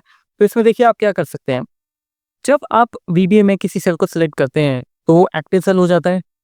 इसके लिए वीबी की तो मतलब वीबी की मुझे लगता है कि अंडरस्टैंडिंग की कोई ज़रूरत नहीं है। आप एक्सेल के अगर पॉइंट ऑफ व्यू से भी देखें तो ये अभी आपका एक्टिव सेल है, राइट? एक्टिव सेल कोई वीबीए का वर्ड तो नहीं आपको लगना चाहिए, क्योंकि एक्टिव सेल जनरली हम वैसे भी अपनी भाषा में भी तो यूज़ करते हैं, कौन सा एक्टिव सेल है, राइट? लेकिन वीबीए में भी एक्टिव सेल को लिखा जाता है। तो मैं ये कहता हूँ कि जो मेरा अभी एक्टिव सेल है डॉट ऑफसेट, इस तरीके से, ठीक है? ऑफसेट कर दिया जाए, ऑफसेट कर दिया जाए मतलब मूव कर दिया जाए। कितनी रोज, कितने कॉलम्स? तो मुझे अगर एक सेल नीचे जाना है तो आप लोग, हो सकता है बहुत सारे लोग ये बोलें कि आप यहाँ पे 2 लिखें, क्योंकि मुझे इस रो से इस रो जाना है। नहीं, जिस आप सेल पे बैठे हैं उसको ऑफसेट हमेशा 0 रो 0 कॉलम लेके चलता है, ठीक है? यानी अगर मुझे इससे यहाँ जाना है तो 0 ये हो गया, 1 ही हो गया, तो 1 लिखेंगे, कॉमा कितने कॉलम मूव करना है, कॉलम तो हमें मूव करना नहीं है क्योंकि हमें एक कॉलम ही रहना है, तो आप इसको यहाँ पे 1 कर देंगे डॉट सिलेक्ट, ऐसे। ये है आपकी एक्टिव सेल ऑफसेट की कमांड। अब आप इसको रन करके देखिए, मैं इसको रन करता हूँ। ये मैंने रन किया, A1 पे पहले ही मैं बैठा हूँ। अब मैं जैसे इसको रन करूंगा आप देखें कि यहाँ पे ऑफसेट ने क्या किया, B2 पे ले गया, ठीक है? B2 पे ले गया, मुझसे गलती होगी, लेकिन अच्छा है गलती हुई है तो हम इसको करेक्ट कर लेते हैं। अब क्यों यहाँ पे आया, मैंने अभी आपको बताया था कि अगर आप इस सेल पे बैठे हैं तो ये हमेशा ऑफसेट के लिए 0 रो 0 कॉलम होगा। तो मैंने यहाँ क्या किया, मैंने उसे बोला कि आप एक रो नीचे जाएं, ठीक है? लेकिन उसके साथ-साथ एक कॉलम भी मूव कर जाए। तो ये मुझे 1 नहीं करना चाहिए था, इसीलिए वो यहाँ पे आ गया है, क्योंकि ये 0 है तो ये 1 होगा। तो कॉलम हमें क्या रखना है, सेम। तो सेम के लिए हम क्या करेंगे, 0 रखेंगे इसे, ठीक है? 1, 0। मैं इसको रीसेट करता हूँ। अब इसको हम दोबारा रन करते हैं। इसको मैं रन करता हूँ तो ये देखिए आप A1 पे आ गए। A1 के बाद आप एक रो नीचे जाएँगे और उसी कॉलम में रहेंगे, तो ये आपका सिलेक्ट द डेटा हो गया, ठीक है? अब मान के चलें आपको इसके बाद कहाँ जाना है? सपोज़ आपको यहाँ पे जाना है, इस सेल पे जाना है, B2 पे। यहाँ आने के बाद आपको यहाँ जाना है, ठीक है? तो वीडियो पॉज़ करें और खुद सोचें कि क्या आप इस लाइन के बाद यहाँ पे लिखेंगे, ठीक है? तो मैं बताता हूँ आपको, अगर आप A2 पे आ चुके होंगे तो वहाँ से फिर आप क्या करेंगे, एक्टिव सेल डॉट ऑफसेट, उसी रो पे रहें और कितने कॉलम मूव करना है, 1 डॉट सिलेक्ट। ठीक है, इसको रन करके मैं आपको समझाता हूँ। अगर आपको अभी थोड़ी प्रॉब्लम हो रही है समझने में, रन करें। पहले मैं A1 पे जाऊंगा। A1 में जाने के बाद मैंने कहा कि जो भी एक्टिव सेल है उससे एक रो नीचे और 0 कॉलम पे रहना है, यानी उसी कॉलम पे रहना है। इसीलिए कॉलम A ही रहेगा लेकिन रो एक नीचे आ जाएंगे आप। ठीक है गाइस, आप यहाँ पे आ गए। अब यहाँ पे आने के बाद आपको ये बोलना है कि अब ये मेरा एक्टिव सेल हो गया। ठीक है ना। अब काफी लोगों के माइंड में ये होगा कि एक्टिव सेल तो ये है, नहीं, एक्टिव सेल अब ये हो गया क्योंकि आपकी सिलेक्शन A2 आ गई। तो अब जो ऑफसेट लगेगा वो A2 से रेफरेंस को लेकर लगेगा। ठीक है, तो अब मुझे जाना था यहाँ पे, यानी उसी रो पे रहना है। अगर उसी रो पे रहना है तो ये 0 रहेगा, और कॉलम आपको एक शिफ्ट करना है तो कॉलम आपका ये 1 हो जाएगा। इस तरीके से आप ऑफसेट लिखते हैं। ठीक है, आप आगे यहाँ पे। ठीक है, मैं बताऊंगा इसको, आपको यूज भी बताऊंगा कि किस तरीके से आप इसको चलाएंगे। अभी मतलब इसका एक्चुअल में यूज कहाँ होगा, लेकिन अभी सिर्फ आप मूवमेंट पे प्रैक्टिस करें। ठीक है, तो इस तरीके से मूवमेंट दी जाती है। अब आपके लिए एक एक्सरसाइज है, फटाफट से वीडियो पॉज कीजिएगा और इसको एक्सेल ओपन करके ये कीजिएगा। मैं आपको ये बताने जा रहा हूँ कि आपने क्या करना है। एक प्रोग्राम बनाना है जो A1 पे सबसे पहले जाने के बाद आपका यहाँ पे D3 पे आगे रुके, ऑफसेट आप यूज करेंगे। ठीक है, तो इसको आप कैसे करेंगे, वीडियो पॉज करें, कोड बनाने की कोशिश करें और उसके बाद वापस वीडियो पॉज से हटाएं और देखेंगे हम क्या करने वाले हैं। ठीक है, फिर बीच में छोटी छोटी एक्सरसाइजेस करने से क्या होगा कि आपका प्रैक्टिकल भी होता रहेगा। तो मैं फटाफट से इस मैक्रो को कॉपी करता हूँ। ठीक है, मैक्रो को कॉपी करके यहाँ पे पेस्ट करते हैं। इसी में मैं एक और मैक्रो बना रहा हूँ, इसका मैं नाम दे देता हूँ ऑफसेट 2। ठीक है, तो बताइए A1 पे अगर मैं जाता हूँ और मुझे A1 से, इसको मैं डिलीट कर देता हूँ और यहाँ पे चेंजेस कर देंगे अब। ठीक है, A1 से जाने के लिए मुझे D पे कितने कॉलम्स और रोज जाना पड़ेगा गाइस। सबसे पहले रो तो बहुत सिंपल है, ये 0 है, ये 1 है और ये 2 है। तो मैं यहाँ पे लिख दूंगा मुझे ऑफसेट कर दिया जाए 2 से, एक्टिव सेल से। रिमेंबर एक्टिव सेल आपका A1 है। उसके बाद मैं कितने कॉलम्स राइट साइड पे जाऊंगा। राइट साइड पे जाने के लिए अगर मैं यहाँ पे आता हूँ तो ये 0 कॉलम होगा, ये 1 होगा, ये 2 होगा, ये 3 होगा।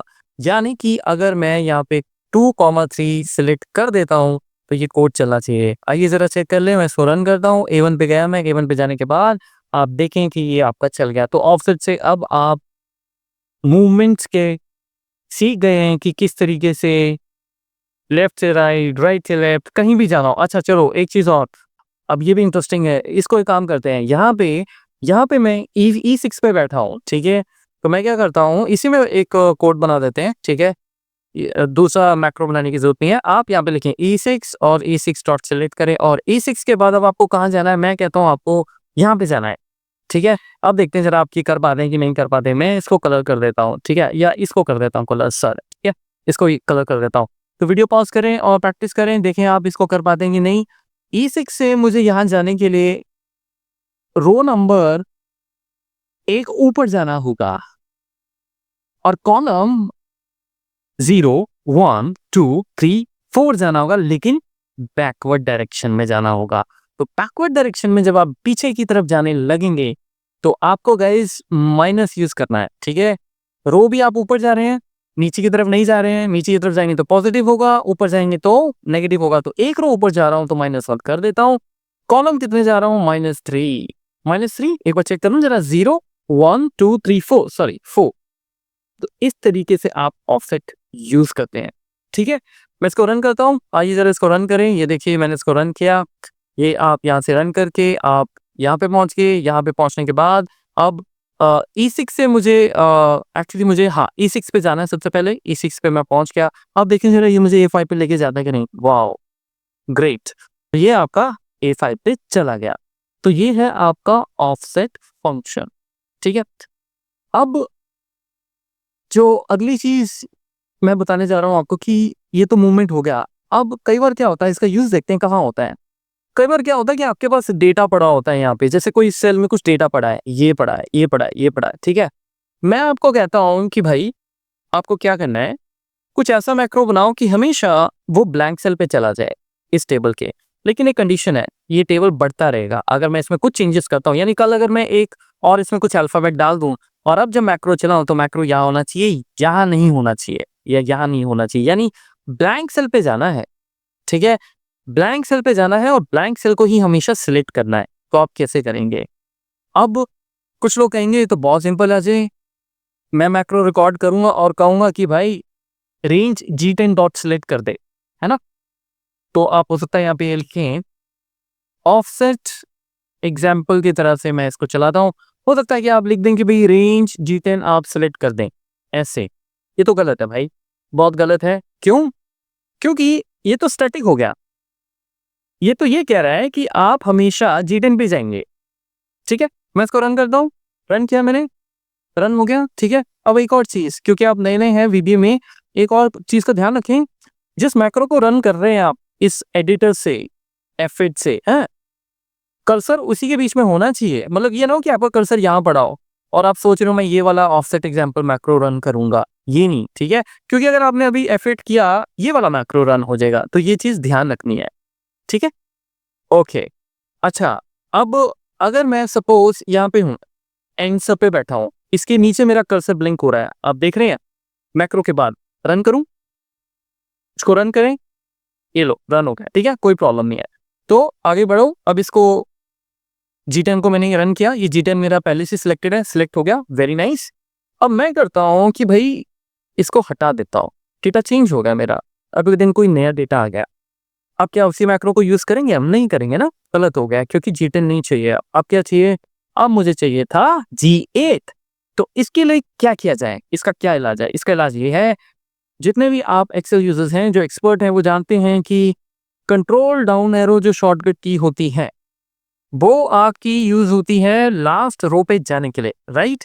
जैसे मैं अगर यहाँ हूँ और मैं कहता हूँ कंट्रोल डाउन एरो, अगर आपको ये शॉर्टकट नहीं पता है तो ये नोट कर लीजिए। ठीक है, control down arrow, control up arrow, control left arrow, control right arrow, उस तरीके से। जैसे सपोज मैं यहाँ पे हूँ, मैं कहता हूँ कंट्रोल लेफ्ट एरो, आप देखो वो आपको लास्ट सेल पे ले जाएगा। Control down arrow, control right arrow, इस तरीके से।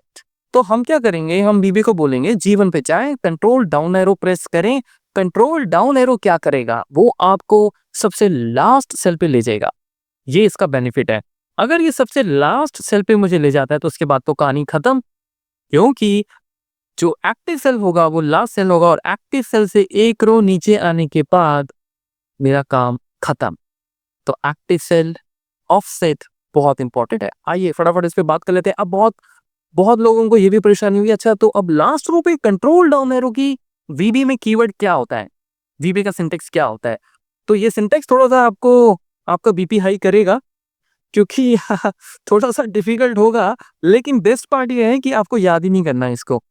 ठीक है, अपने आप धीरे धीरे आपके दिमाग में चीजें सेट होती जाएंगी। अभी अपने प्यारे मैक्रो एडिटर को याद करो, क्योंकि वो बड़ा यूजफुल है और मैंने आपको बताया था मुझे इससे बहुत प्यार है।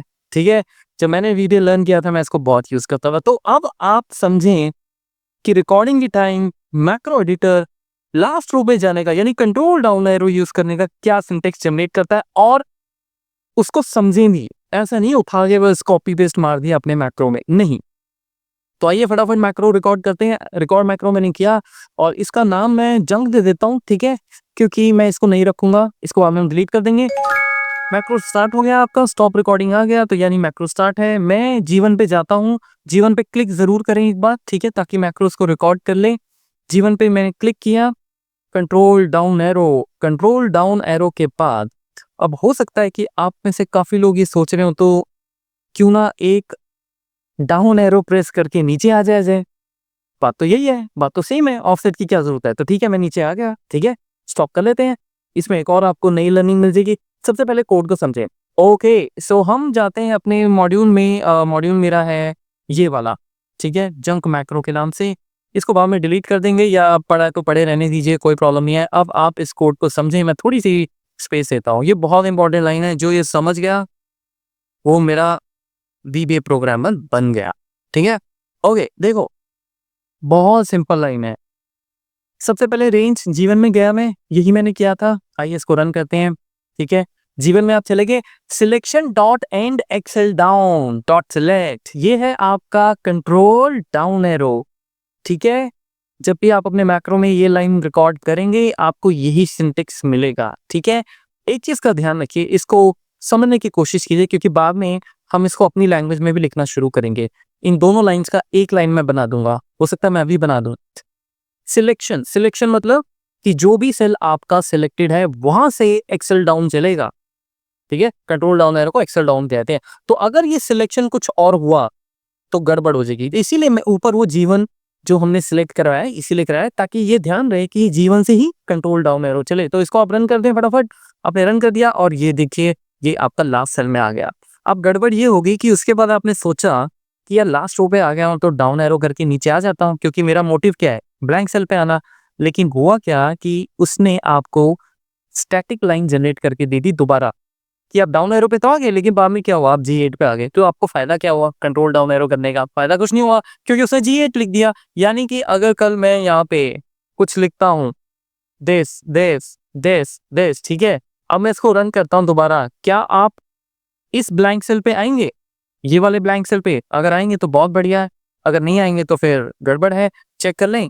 तो सबसे पहले मैं जाऊंगा जीवन में। जीवन के जाने के बाद कंट्रोल डाउन एरो मैंने प्रेस किया। कंट्रोल डाउन एरो तो मेरा बिल्कुल एकदम अपना सके भाई जैसा काम कर रहा है, पूरा मेरा साथ दे रहा है, बिल्कुल लास्ट स्टॉप पे जा रहा है। बहुत बढ़िया शानदार फ्रेंडशिप चल रही है हमारी। लेकिन उसके बाद ये धोखा दे गया, क्योंकि इसने बोल दिया कि G8 पे पहुंचा दो। G8 पे नहीं जाना था। इसीलिए जब आप कंट्रोल डाउन एरो यूज करते हो, अगर आपने उसके मैक्रो रिकॉर्डिंग में डाउन एरो ऐसे प्रेस कर दिया तो वीबे क्या करेगा?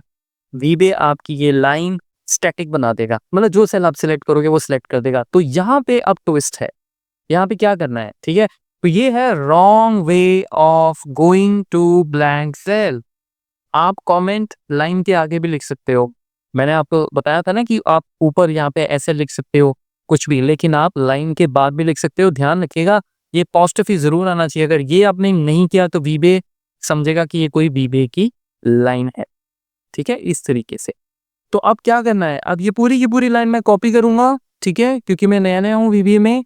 तो मैं ये लाइन हो सकता है अभी याद करने में मुझे परेशानी हो। लेक्चर 4 में जाऊंगा और यहाँ पे ऑफसेट का एग्जाम्पल जो मैं करने वाला था यहाँ पे इसको पेस्ट कर दूंगा। तो ये मेरा लाइन हो गया। अब इसके आगे की कहानी शुरू होती है, ब्लैंक सेल पे कैसे जाया जाए। तो आपको पता है कि ये लाइन हमेशा मुझे लास्ट नॉन ब्लैंक सेल में लेके जाएगी मेरे टेबल के। तो उसके बाद आप ये लिखें एक्टिव सेल ऑफसेट, जहां भी मैं बैठा हूं ऑब्वियसली कहां बैठे होंगे, लास्ट रो पे बैठे होंगे, वहां से एक रो नीचे और उसी कॉलम में मुझे सिलेक्ट कर दिया जाए। और यहाँ पे इस सिंटेक्स में कहीं भी हम ये नहीं बोल रहे हैं कि A1 पे जाओ, A2 पे जाओ, B1 पे जाओ, C2 पे जाओ। कोई स्टैटिक लाइन नहीं, ये डायनामिक कोड बन गया आपका, ठीक है। अब इसको रन किया जाए और मैं इसको रन करता हूँ। और इसको रन करने से पहले ही मैं आपको यहाँ पे एक टेबल और बढ़ा देता हूँ, ठीक है। आपका मैक्रो यहाँ आना चाहिए G17 में। तो अब आप इसको रन करें।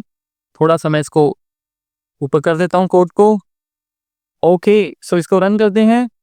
रन करने के लिए F8 किया मैंने और ये चला। मैं F8 नहीं प्रेस कर रहा हूँ, लेकिन आप F8 कर सकते हैं, ठीक है। मैं यहाँ से आपको शो बार बार यहाँ से रन इसलिए कर रहा हूँ ताकि आपको ये हमेशा डीबग 2 बार याद रहे, ठीक है। ओके, जीवन पे आ गए आप। आपने देखा जीवन पे आपकी सिलेक्शन होगी एक्सेल में और ये आपको लेके जाएगा सबसे नीचे। यहाँ से मैं एक रो नीचे और उसी कॉलम में, क्योंकि मैंने 1,0 लिखा है, ये लीजिए बात बन गई। यानी ऑफसेट हमेशा अगर आपको कहीं पर ब्लैंक सेल पे जाना है पूरे टेबल में तो सबसे बढ़िया आपका कोड है। ऑफसेट इस तरीके से दोस्तों यूज किया जाता है, ठीक है। अब दूसरी बात, ये जो लाइंस मैंने लिखी हैं आप इनको सिंगल लाइन में भी लिख सकते हैं। कैसे? मैं इसको कॉपी करता हूं। अगर आपको अभी नहीं करना है ये प्रैक्टिस सिंगल लाइन में तो छोड़ दीजिए, कोई बात नहीं। थोड़ा और अपना हाथ बैठा लीजिए। अगर आपको लगता है नहीं मैं जो बता रहा हूँ आपको समझ आ रहा है तो आप इन दोनों लाइंस को ऐसे लिखें जैसे मैं लिखने जा रहा हूं। मैं इनको कॉमेंट कर रहा हूं ताकि आपको याद रहे। रेंज G1, ठीक है, डॉट एंड। एंड के बाद क्या करेंगे? Exhale down. लेफ्ट जाना है, राइट जाना है, अप जाना है, देख रहे हो आप सारे कुछ ऑप्शंस है। तो आपको टॉप से नीचे जाना है तो आप एक्सेल डाउन यूज करेंगे। अगर आपको मान के चलो G17 से G1 पे जाना होता, ठीक है, या G16 से, तो आप एक्सेल अप यूज कर देते और G1 की जगह हो जाता G16, ठीक है। सिंपल, एक ही लाइन में मैंने इसको यूज कर दिया। अब ये लाइन मैक्रो नहीं जनरेट करता, ये आप कर सकते हैं। तो जब मैं कोडिंग बनाता हूं तो मैं जनरली यही यूज करता हूं, दोनों को मर्ज कर दिया। लेकिन आप ऐसे भी यूज कर सकते हैं। फर्क सिर्फ इतना है कि उसने पहले जीवन को सिलेक्ट किया, फिर उसको अपना सिलेक्शन लेके कंट्रोल डाउन एरो कर दिया, सिंपल। तो अब इसको अगर आप लाइन को दोबारा रन करना चाहें तो देख लें, आप इसको रन करते हैं, ये मैंने रन किया जीवन पे, ठीक है।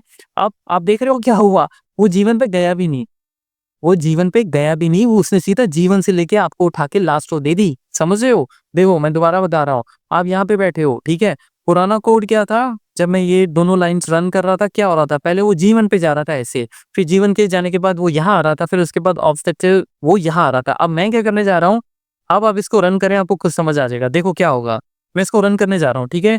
ये लाइन रन होने जा रही है, आपका कर्सर बैठा है C8 पे, तो उसको जीवन में जाना चाहिए, हो सकता है आप ये सोच रहे हो। मैं इसको जैसे ही रन करता हूँ वो सीधा यहाँ ले जाएगा आपको, क्योंकि ये दोनों लाइंस का कॉम्बिनेशन है। ये जीवन पे भी चला गया, जीवन से बात कंट्रोल इसने डाउन एरो भी शुरू कर दिया। तो इस तरीके से आप ये लाइन यूज कर सकते हैं, इस तरीके से, ठीक है।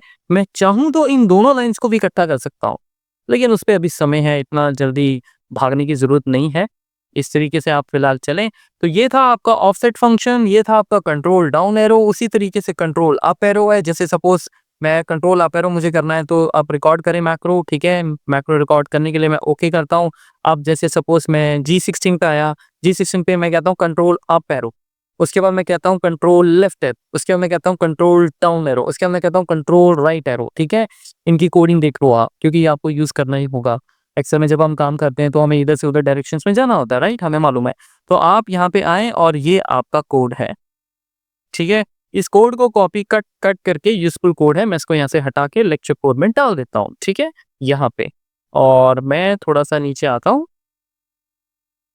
तो इस पे आपने प्रैक्टिस करनी है, प्रैक्टिस से ही ये चीजें बनेंगी। और इसका मैं नाम दे देता हूँ मूवमेंट, या फिर आप इसका नाम दे सकते हैं लास्ट, या मूवमेंट, मूवमेंट नाम दे देते हैं इसका, यूजिंग शॉर्टकट कीज। इतना बड़ा नाम वैसे देना नहीं चाहिए, बट एनीवेज आप लोग मुझसे ज़्यादा क्रिएटिव हैं, आप छोटा सा कोई नाम अपने अकॉर्डिंग दे दें, पर ये मैंने नाम इसलिए दिया है ताकि आपको प्रैक्टिस करते हुए इजी रहे। तो यहाँ पे हम लिख सकते हैं this is telling us about control down arrow slash up arrow slash left arrow slash right arrow, ठीक है जी।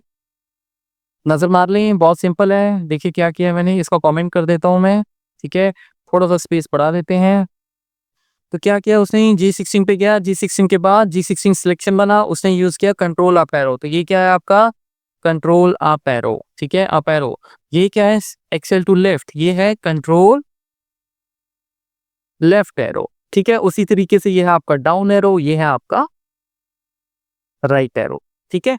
सिलेक्शन जहां होंगी वहां से चलेगा। तो आप इसको रन करेंगे, बिल्कुल ये वैसा ही रन होगा। ये देखिए G16 पे मैं गया, G16 पे गए, उसके बाद कंट्रोल अप एरो करते G1 आपका सिलेक्शन बन गया। तो उस सिलेक्शन से अब ये जाएगा Excel to left, Excel to left मतलब लेफ्ट में गया A1, उसके बाद अब A1 सिलेक्शन बन गया, ठीक है। सिलेक्शन चेंज होती रहेगी अगर आप इधर से उधर भागेंगे।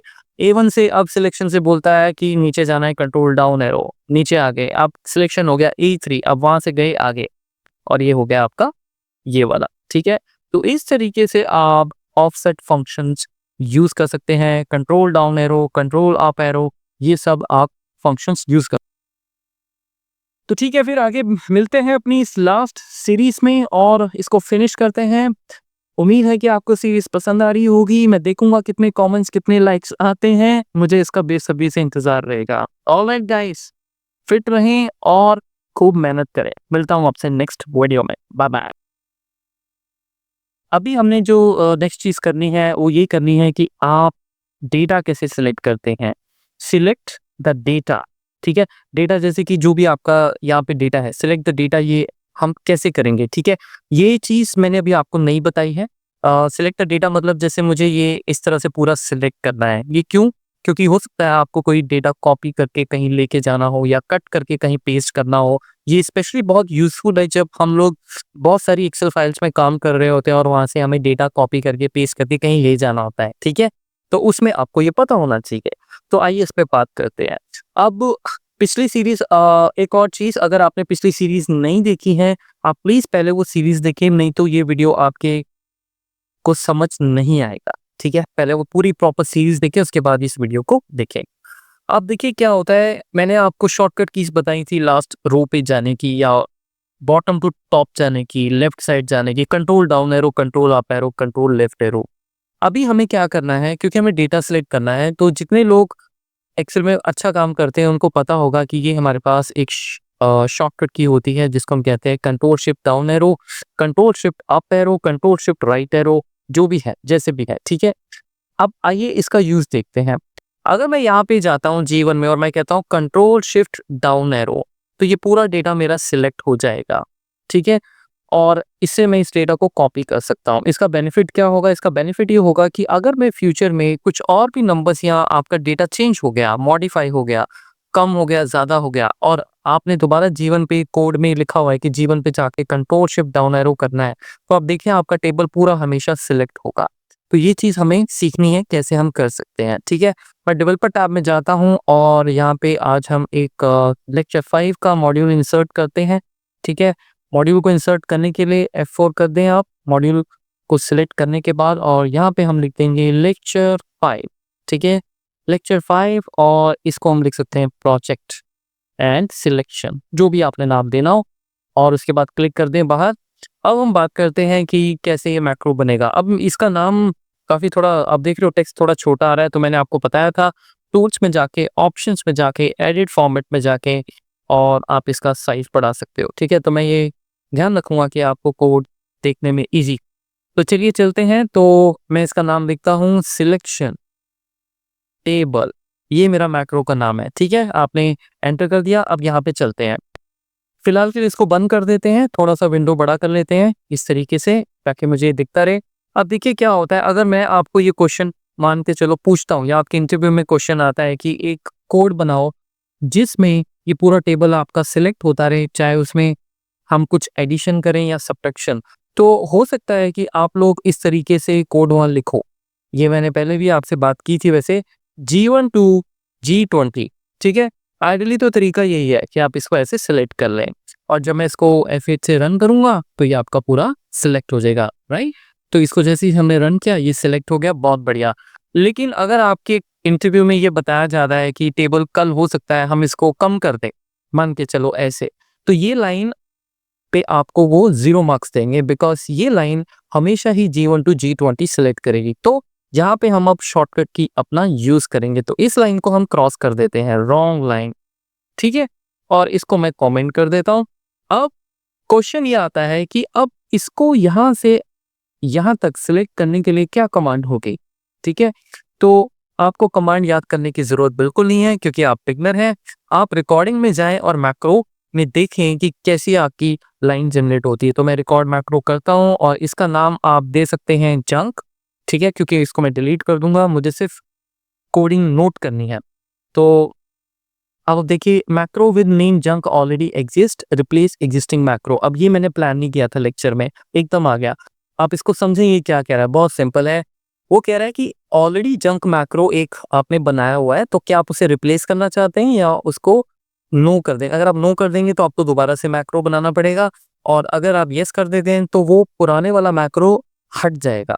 तो जंक के नाम से मैं कोई भी मैक्रो नहीं रखूंगा अपने पास। तो शायद कल लेक्चर में देते हुए ये क्रिएट हो गया था।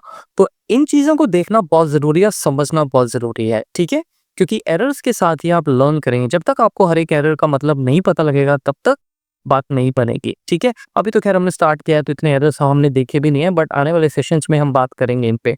तो मैं फिलहाल इसको ओवरराइट कर देता हूँ, रिप्लेस कर देता हूँ, ठीक है। तो ये रिप्लेस हो गया, अब आपका मैक्रो स्टार्ट हो गया। मैं जीवन में गया और मैंने कहा कंट्रोल शिफ्ट डाउन एरो, ठीक है, सिंपल सा मैक्रो है, स्टॉप कर देते हैं और आइए इसका कोड देखते हैं। तो इसका कोड हम प्रोजेक्ट एक्सप्लोरर के लिए कंट्रोल आर में करता हूँ क्योंकि इसके लिए मुझे मॉड्यूल में जाना पड़ेगा, और यहाँ पे मैं ये एक नया मॉड्यूल एक्सेल इंसर्ट किया है क्योंकि आज ही जब मैं लेक्चर रिकॉर्ड कर रहा हूँ तो मैंने ये फाइल क्लोज की थी और आज नई फाइल ओपन की, और मैंने आपको ये बताया था कि अगर आप कोई भी मैक्रो रिकॉर्ड करते हैं जब तक वो फाइल ओपन है वो एक ही मॉड्यूल में आपका एक्सेल मैक्रोस बनाएगा, लेकिन अगर आपने उस फाइल को क्लोज करके दोबारा ओपन किया तो वो नई मॉड्यूल इंसर्ट कर देगा अपने आप। अब ये आपकी लाइन है, इसको कट कर लेते हैं यहाँ से, ठीक है, इसको कट कर लेते हैं और मुझे इसकी ज़रूरत नहीं है, मैं इसको बैक स्पेस करके हटा देता हूँ, ठीक है। अपने लेक्चर में आइए, अपने मॉड्यूल में, और यहाँ पे आके इसको पेस्ट कर देते हैं और आइए इसको समझते हैं। अब आपने कल देखा था कि लास्ट रो वाला कोड भी कुछ इससे मिलता-जुलता था, राइट? तो वो हमने क्योंकि सीखा है, तो अब इसको सीखना आपके लिए बहुत आसान होगा। अगर आपको वो लास्ट कोड याद हो तो मेरे ख्याल से हमने लेक्चर 4 में वो किया था। मैं यहीं पे कहीं पे उसे ढूँढ लेता हूँ। लेक्चर 4 में, हाँ, लेक्चर 4 में ये देखिए। इसको भी कॉपी कर लेते हैं, ठीक है?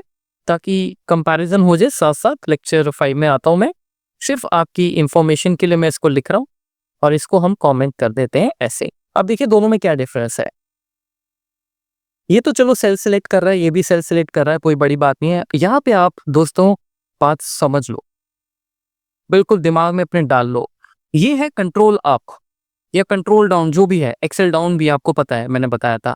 सिलेक्शन डॉट है, लेकिन यहाँ पे क्या है, यहाँ पे selection comma selection dot and exhale down है। तो ये जो चीज़ है, ये तो आ ही रही है इसमें, लेकिन साथ में एक और सिंटेक्स आ रहा है। Range selection comma selection dot and exhale down. इसका मतलब ये है कि जो भी आपकी सिलेक्शन है, वहां से मैं control shift down arrow press कर रहा हूँ। तो मोटा-मोटा आप इससे ये अंदाज़ा लगा सकते हैं कि जब भी आपका command range selection selection dot and exhale down लिखा जाएगा, वो कंट्रोल शिफ्ट के साथ यूज़ होगा। वो डाउन है, वो अप है, वो डिपेंड करता है यहाँ पे क्या है। एक्सेल अप है, एक्सेल डाउन है, एक्सेल राइट है, क्या है, ठीक है? जैसे कि अब सपोज़ हमारे पास एक टेबल है, मैं कहता हूँ यहाँ पे एक टेबल है, मैं यहाँ पे कुछ नंबर्स लिख देता हूँ, ठीक है? अब देखो, मैं क्या करता हूँ, मैक्रो रिकॉर्ड करता हूँ फटाफट से, मैक्रो 2। हम यहाँ पे जाते हैं, control shift down arrow, control shift right arrow, पूरा टेबल ऐसे ही हम सिलेक्ट करते हैं। जब आप एक्सेल पे भी काम कर रहे होते हैं शॉर्टकट कीज के थ्रू, स्टॉप कर दें। आइए जरा देख लेते हैं, ठीक है? उसके बाद एक और चीज करता हूँ, एक और मैक्रो रिकॉर्ड कर लेता हूँ, रिकॉर्ड मैक्रो 3। अब उल्टा चलते हैं, अब B1 में आता हूँ और कहता हूँ कंट्रोल शिफ्ट डाउन एरो और लेफ्ट एरो। स्टॉप करके चेक कर लेते हैं क्या कोड है। बहुत सिंपल कोड है, आप देखते ही समझ जाएंगे। ये देखिए, ये कोड है आपका, ये है मैक्रो 2, ठीक है? ये मैक्रो 2 क्या कर रहा है, इस लाइन को पूरा आप उठा के इसको कट करके हम लेक्चर 5 में पेस्ट कर देते हैं, ताकि आप एक ही जगह सबको रिवाइज कर लो, ठीक है? इस तरीके से मैं इसको कमेंट कर देता हूँ, लेकिन आप समझिए क्या हो रहा है। बहुत सिंपल है, देखिए पहले A1 में गया, A1 में जाके उसने क्या किया, कंट्रोल शिफ्ट डाउन एरो, देख रहे हो आप, एक्सेल डाउन आ गया। उसके बाद हमने क्या किया, कंट्रोल शिफ्ट दोबारा प्रेस किया और हमने राइट कर दिया, तो आपका एक्सेल टू राइट हो गया। Simple, Excel down Excel to right, ये सब आप देख चुके हैं। बस इसी के अकॉर्डिंग आप अपने मैक्रोस तैयार करोगे, ठीक है? मैक्रो एडिटर बहुत पावरफुल है। तो ये सब इस तरीके से लाइंस है। अब ये जो लाइन है आपकी, ये, अब मैं इसको रन करता हूँ, ठीक है? आप देखें क्या होगा। सबसे पहले हम इसको चेक कर लेते हैं। तो ये जीवन में गया, जीवन में जाने के बाद इसने आप क्या पूरा टेबल सिलेक्ट कर लिया, वेरी नाइस। यहाँ पे कहीं भी हमने ये नहीं लिखा कि जीवन से G20 या G5 जाना है। इस लाइन का और इस लाइन का डिफरेंस आपको समझ आ गया। ये है स्टैटिक, ठीक है? जो हमेशा फिक्स रहेगी, जिसे हम एक्सेल में एब्सोल्यूट रेफरेंसिंग भी कहते हैं, जब आप डॉलर्स लगा देते हो। ये है आपका डायनामिक रिलेटिव, ये चेंज होता रहेगा अकॉर्डिंग टू द डेटा। तो जैसे मैंने अभी किया, यहाँ पे मैं कुछ डाल देता हूँ, दिस, ठीक है?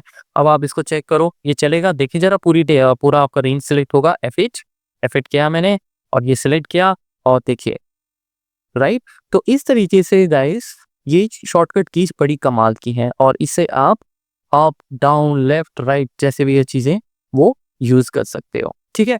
तो ये था छोटा सा लेक्चर। अब हम एक काम करते हैं, एक प्रोजेक्ट बनाते हैं और इस सीरीज को खत्म करते हैं।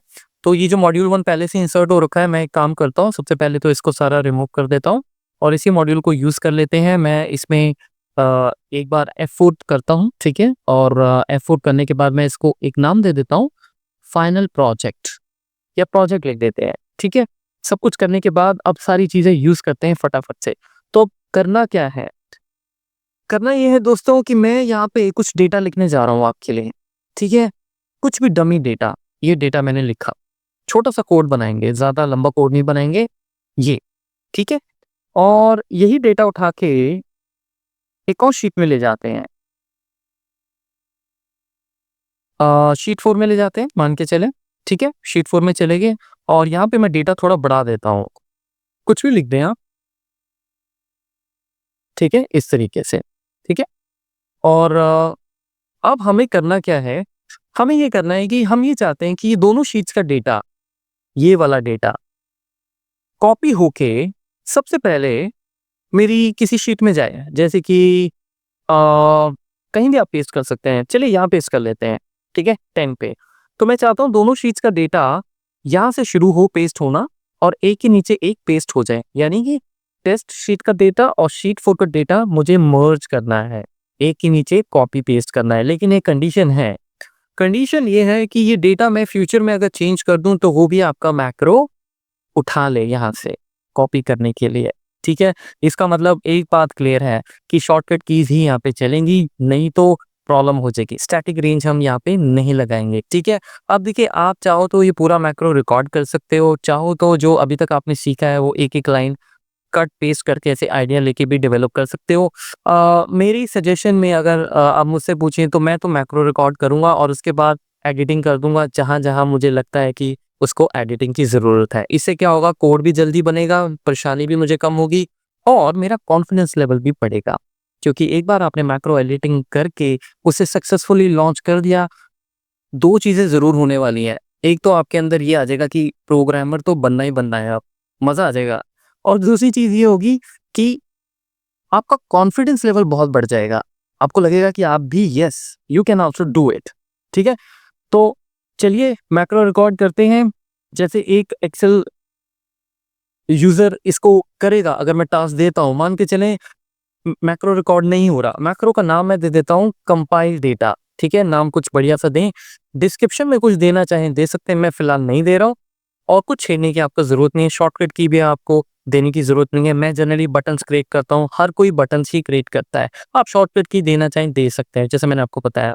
मैं इसको ओके करता हूँ, मैक्रो रिकॉर्ड होना शुरू हो गया। अब थोड़ी देर के लिए दिमाग से निकाल दें कि मैक्रो रिकॉर्ड हो रहा है, क्योंकि उससे क्या होता है, आप थोड़े से कॉन्शियस हो जाएंगे, ठीक है।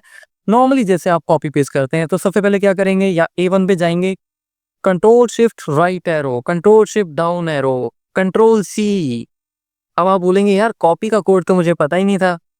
तो कोई बात नहीं, अब मुझे भी नहीं पता, मैक्रो एडिटर को तो पता है, वो तो आपको कोड बना के दे देगा। और सबसे अच्छी बात ये भी की है कि पीछे जब कोडिंग देखोगे आपको समझ भी आ जाएगा कि एक्चुअल में ये कर क्या रहा है, ठीक है।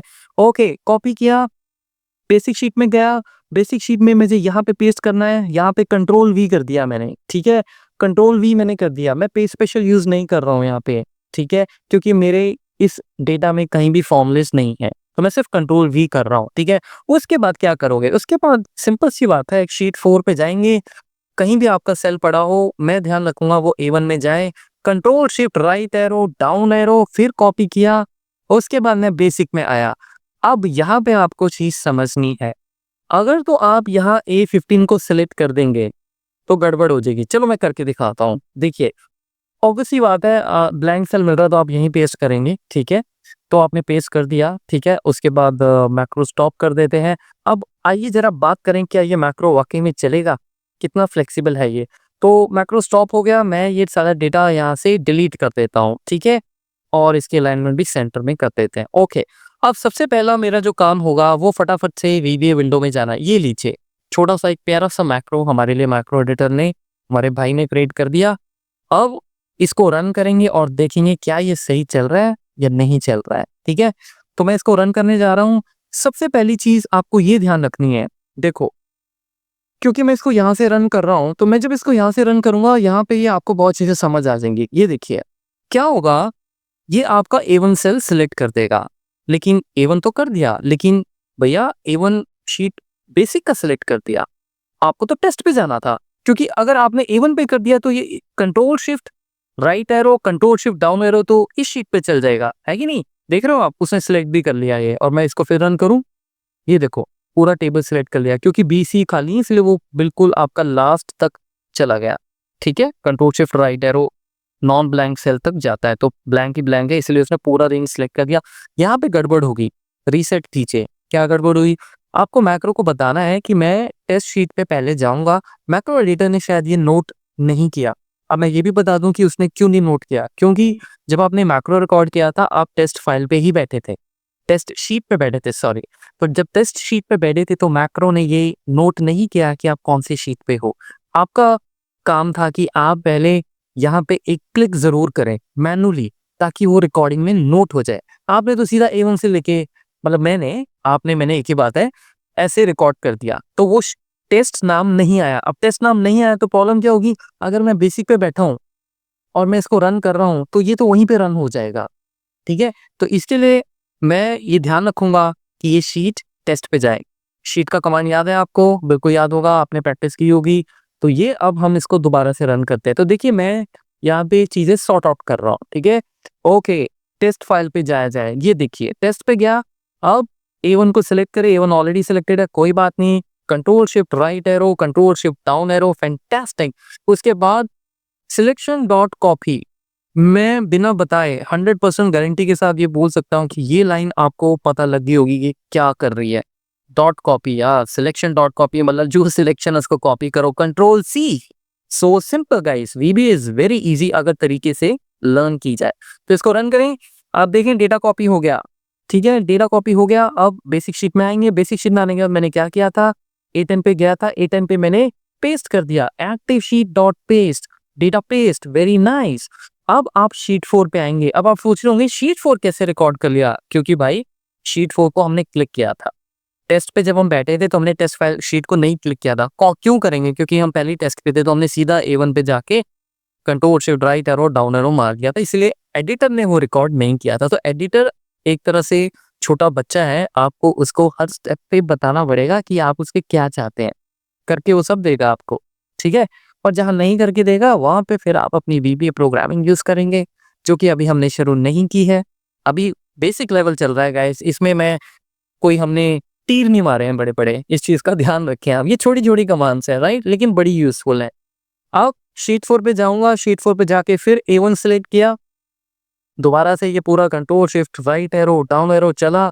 उसके बाद ये line active application dot cut copy paste, इसको भूल जाएँ, इसको याद करने की ज़रूरत नहीं है आपको, देखने की भी ज़रूरत नहीं है। ये बेसिकली क्या है, ये एस्केप कर रहा है। पिछली कमांड जो आपकी टेस्ट फाइल में है ना, वो हाइलाइट हो रखी है। तो ये जैसी ये लाइन रन होगी, ये हाइलाइशन, ये जो हाइलाइट हो रखा है, ये आपका रीच, ये जैसे हम एस्केप प्रेस करते हैं तो ये हट जाता है, तो ये वो है। खैर, इस पे हमें जाने की ज़रूरत नहीं है, ये इम्पोर्टेंट लाइन नहीं है, ये मैक्रो ने रिकॉर्ड किया है, करने दो। मेरा इम्पोर्टेंट पॉइंट है कि अब इसको कॉपी किया जाए। कॉपी हो गया, आप बेसिक शीट में दोबारा आए, A15 में आप पहुंचे, A15 में आके डेटा पेस्ट हो गया और हमारा मैक्रो बिल्कुल सही चल पड़ा, ठीक है? अब ये जब मैक्रो एक बार चल पड़ा, मैं इसको F5 पे भी टेस्टिंग कर सकता हूँ, ठीक है? टेस्टिंग F5 पे कर दें, बाद में हम बटन बना देंगे। तो फटाफट आओ इसको जरा F5 पे रन कर दें जरा। ये देखिए 1 मिलीसेकंड्स में ये रन हो गया, वेरी नाइस। अब चैलेंज ये है कि अगर डेटा चेंज कर दिया जाए तो क्या बात बनेगी? तो आइए ज़रा डेटा को और बढ़ाते हैं। तो मैं यहाँ पे डेटा कुछ और लिखने जा रहा हूँ। अब ये डेटा भी आपका पेस्ट होना चाहिए। मुझे पता है ये नहीं होगा, इसीलिए मैं आपको F5 पे रन नहीं करूँगा। F8 पे फटाफट से रन करके समझ लेते हैं और इसको ठीक कर देते हैं, और कुछ नहीं है। प्रोजेक्ट खत्म, सीरीज़ खत्म और आपका पहला स्टेप प्रोग्रामर की तरफ बनने का यहाँ पे शुरू होता है। तो चलिए शीट टेस्ट पे मैं गया, थोड़ा-सा फास्ट चलते हैं। A1 पे गया, डेटा कॉपी किया, पूरा डेटा कॉपी, बेसिक पे गया, बेसिक पे A10 पे जाके मैंने पूरा पेस्ट कर दिया। अभी तक बहुत बढ़िया काम चल रहा है, बिल्कुल पूरा डेटा पेस्ट हो गया, क्योंकि शॉर्टकट कीज़ के थ्रू हमने मैक्रो रिकॉर्ड किया था। अब आप शीट 4 पे आएँ। शीट 4 पे आने के बाद A1 पे गए, फिर डेटा हमने पूरा उठाया और इसको कॉपी किया। जब आप बेसिक शीट पे आएँगे, यहाँ पे आप फँस जाएँगे आप, क्योंकि आपने A15 सेलेक्ट किया था, तो A15 पे ये कर्सर जाके नया डेटा पेस्ट कर देगा और पुराना डेटा खत्म। तो क्या गड़बड़ की है? अगर आप प्रॉब्लम समझ गए तो वेरी नाइस, इसका मतलब आपने पूरी सीरीज़ बहुत ध्यान से देखी है। अगर आप स्टिल अभी स्ट्रगल कर रहे हैं, तो आपको एक बार सीरीज़ दोबारा देखने की ज़रूरत है। देखो गाइस हुआ क्या, आपने A15 लिखना ही नहीं चाहिए था आपको, क्योंकि आपको पता है कि आपका डेटा चेंज होता रहता है। तो क्या होना चाहिए था, जब आप फर्स्ट शीट का डेटा पेस्ट कर रहे हैं, तो यहाँ से जैसे सपोज़ ये डेटा आपका फर्स्ट टाइम पेस्ट हुआ था, तो आप इसको मैनुअली यहाँ पे सिलेक्ट नहीं करेंगे, क्योंकि कल डेटा चेंज हो जाएगा तो ये सेल डिफरेंट होगा, ब्लैंक सेल डिफरेंट होगा। आपको यहाँ पे आके कंट्रोल डाउन एरो करके ऑफसेट यूज़ करके ब्लैंक सेल पे जाना चाहिए था। उससे ही प्रोग्राम डायनामिक बनेगा, और ये मैं आपको पहले बता चुका हूँ, इसीलिए मैं इस पे टाइम वेस्ट नहीं करूँगा। मैं इस A15 लाइन को कमेंट करूँगा और लिखूँगा दिस इज़ रॉन्ग वे, ठीक है? ये स्टैटिक है। आप क्या करेंगे, आप सबसे पहले A10 पे जाएँगे, क्योंकि A10 आपका सबसे टॉप पोज़ीशन है। उसके वहाँ पर जाने के बाद आप अपना जो कोड है selection dot and exhale down dot select use करेंगे। हालांकि मैंने आपको बताया था कि दोनों लाइन भी आप मर्ज कर सकते हैं, ठीक है। तो आइए मर्ज करते हैं। Range A10 dot and exhale down dot select. जैसे ही सिलेक्ट होगा लास्ट रो पे आप यहाँ पे नॉन ब्लैंक सेल पे पहुंच जाएंगे। उसके बाद आप कहेंगे कि ये मेरा एक्टिव सेल जो है, कृपया कर इससे ऑफसेट मुझे कर दिया जाए एक रो और उसी कॉलम में। That's it guys. और इससे क्या होगा, आपका डेटा डायनामिक बन गया। अब 4 शीट्स हैं, 5 शीट्स हैं, यही कोड आपका ऐसे चलता जाएगा और आप ये कॉपी पेस्ट कर सकते हैं। तो आइए हम चेक करते हैं। सबसे पहले तो मैं इसको पूरा डिलीट करता हूँ और इसको फटाफट से रन कर लेते हैं, ठीक है। तो मैं इसको रन करने जा रहा हूँ।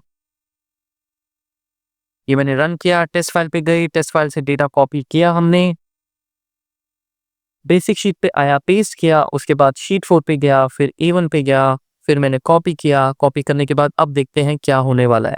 आप देखिए, आप A10 पे जाएंगे, A10 से ये सीधा आपको last blank non blank cell पे ले जाएगा। तो अब जैसे ही इसको रन करेंगे, आपका कर्सर जो है वो A10 पे होना चाहिए, A20 पे होना चाहिए। देखें जरा, देखिए आपके सामने है, राइट। इस एक्टिव सेल से एक सेल नीचे आना है मुझे, ठीक है। एक सेल में नीचे आ गया। अब जो मैंने कॉपी किया था वो डेटा पेस्ट हो जाएगा और मैक्रो आपका खत्म, ठीक है। आप इसमें एक और लाइन मैं आपको बताऊंगा, ये बड़ी इंटरेस्टिंग है क्योंकि आप वीबी लर्न कर रहे हैं। आप जैसे एक्सेल में मैसेज बॉक्सेस आते हैं हमारे, आप ईवीबी में भी मैसेज बॉक्स क्रिएट कर सकते हैं। इसके लिए आपको सिर्फ MSG BOX लिखना है, स्पेस बार डालना है। स्पेस बार प्रेस करते ही प्रॉम्प्ट में क्या देना चाहते हो, तो मैं यहाँ पे लिखूंगा डेटा कंपाइल्ड सर। इसी एक मैसेज बॉक्स आ जाएगा मुझे, ठीक है। तो अब लास्ट मेरी टेस्टिंग और ये होगी F5 मोड पे।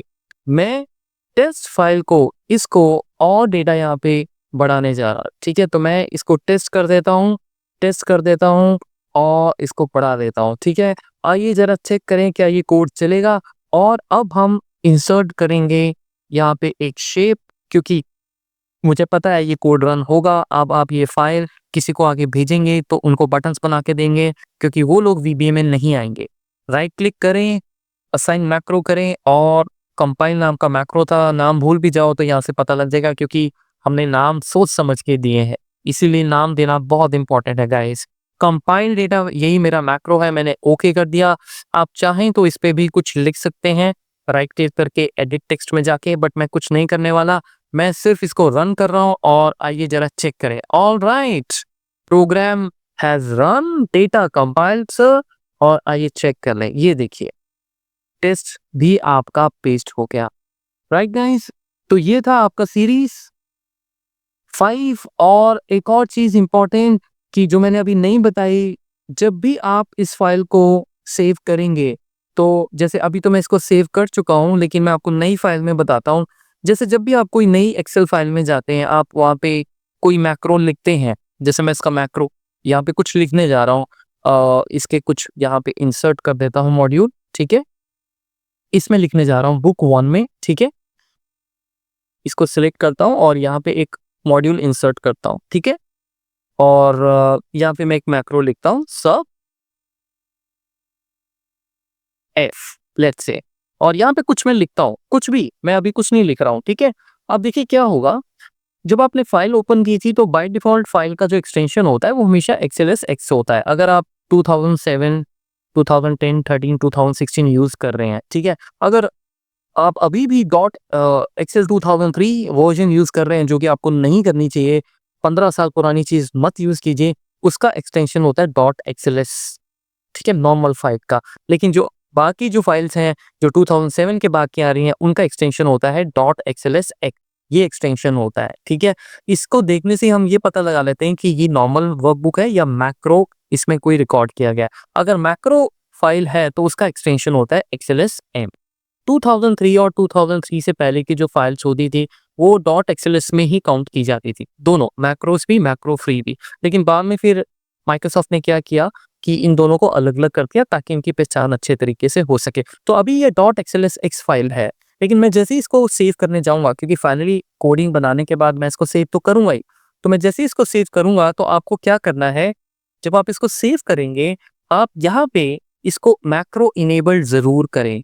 नहीं तो क्या होगा, अगर आपने मैक्रोज़ बनाए हुए हैं और फाइल सेव नहीं किया, मैक्रोज़ आपने सारे बना लिए और अब आप उसको सेव करने जा रहे हैं और आपने उसको मैक्रो इनेबल नहीं किया, तो आपके मैक्रोज़ रिमूव हो जाएँगे। तो इसका ध्यान रखें, ये मैक्रो इनेबल्ड फाइल आपकी होनी ही चाहिए, ठीक है? इसको सेव कर दें। इससे क्या होगा कि जब आप अपने विंडो पे जाएँगे वापस इस फाइल को देखने, तो वहाँ पे इसका साइन आइकन भी डिफरेंट होगा और इसकी एक्सटेंशन .xlsm हो चुकी होगी, ठीक है? तो सिर्फ सेव एज़ करते हुए ध्यान रखें कि आप इसको मैक्रो इनेबल्ड ही करें, ठीक है? तो ये थी आपकी कंप्लीट सीरीज। आई होप आपने खूब एंजॉय किया होगा। तो इसको देखें, कमेंट्स करें, लाइक करें, चैनल शेयर करें गाइस। मैं मिलता हूँ आपसे नेक्स्ट वीडियो में। Thank you, bye bye.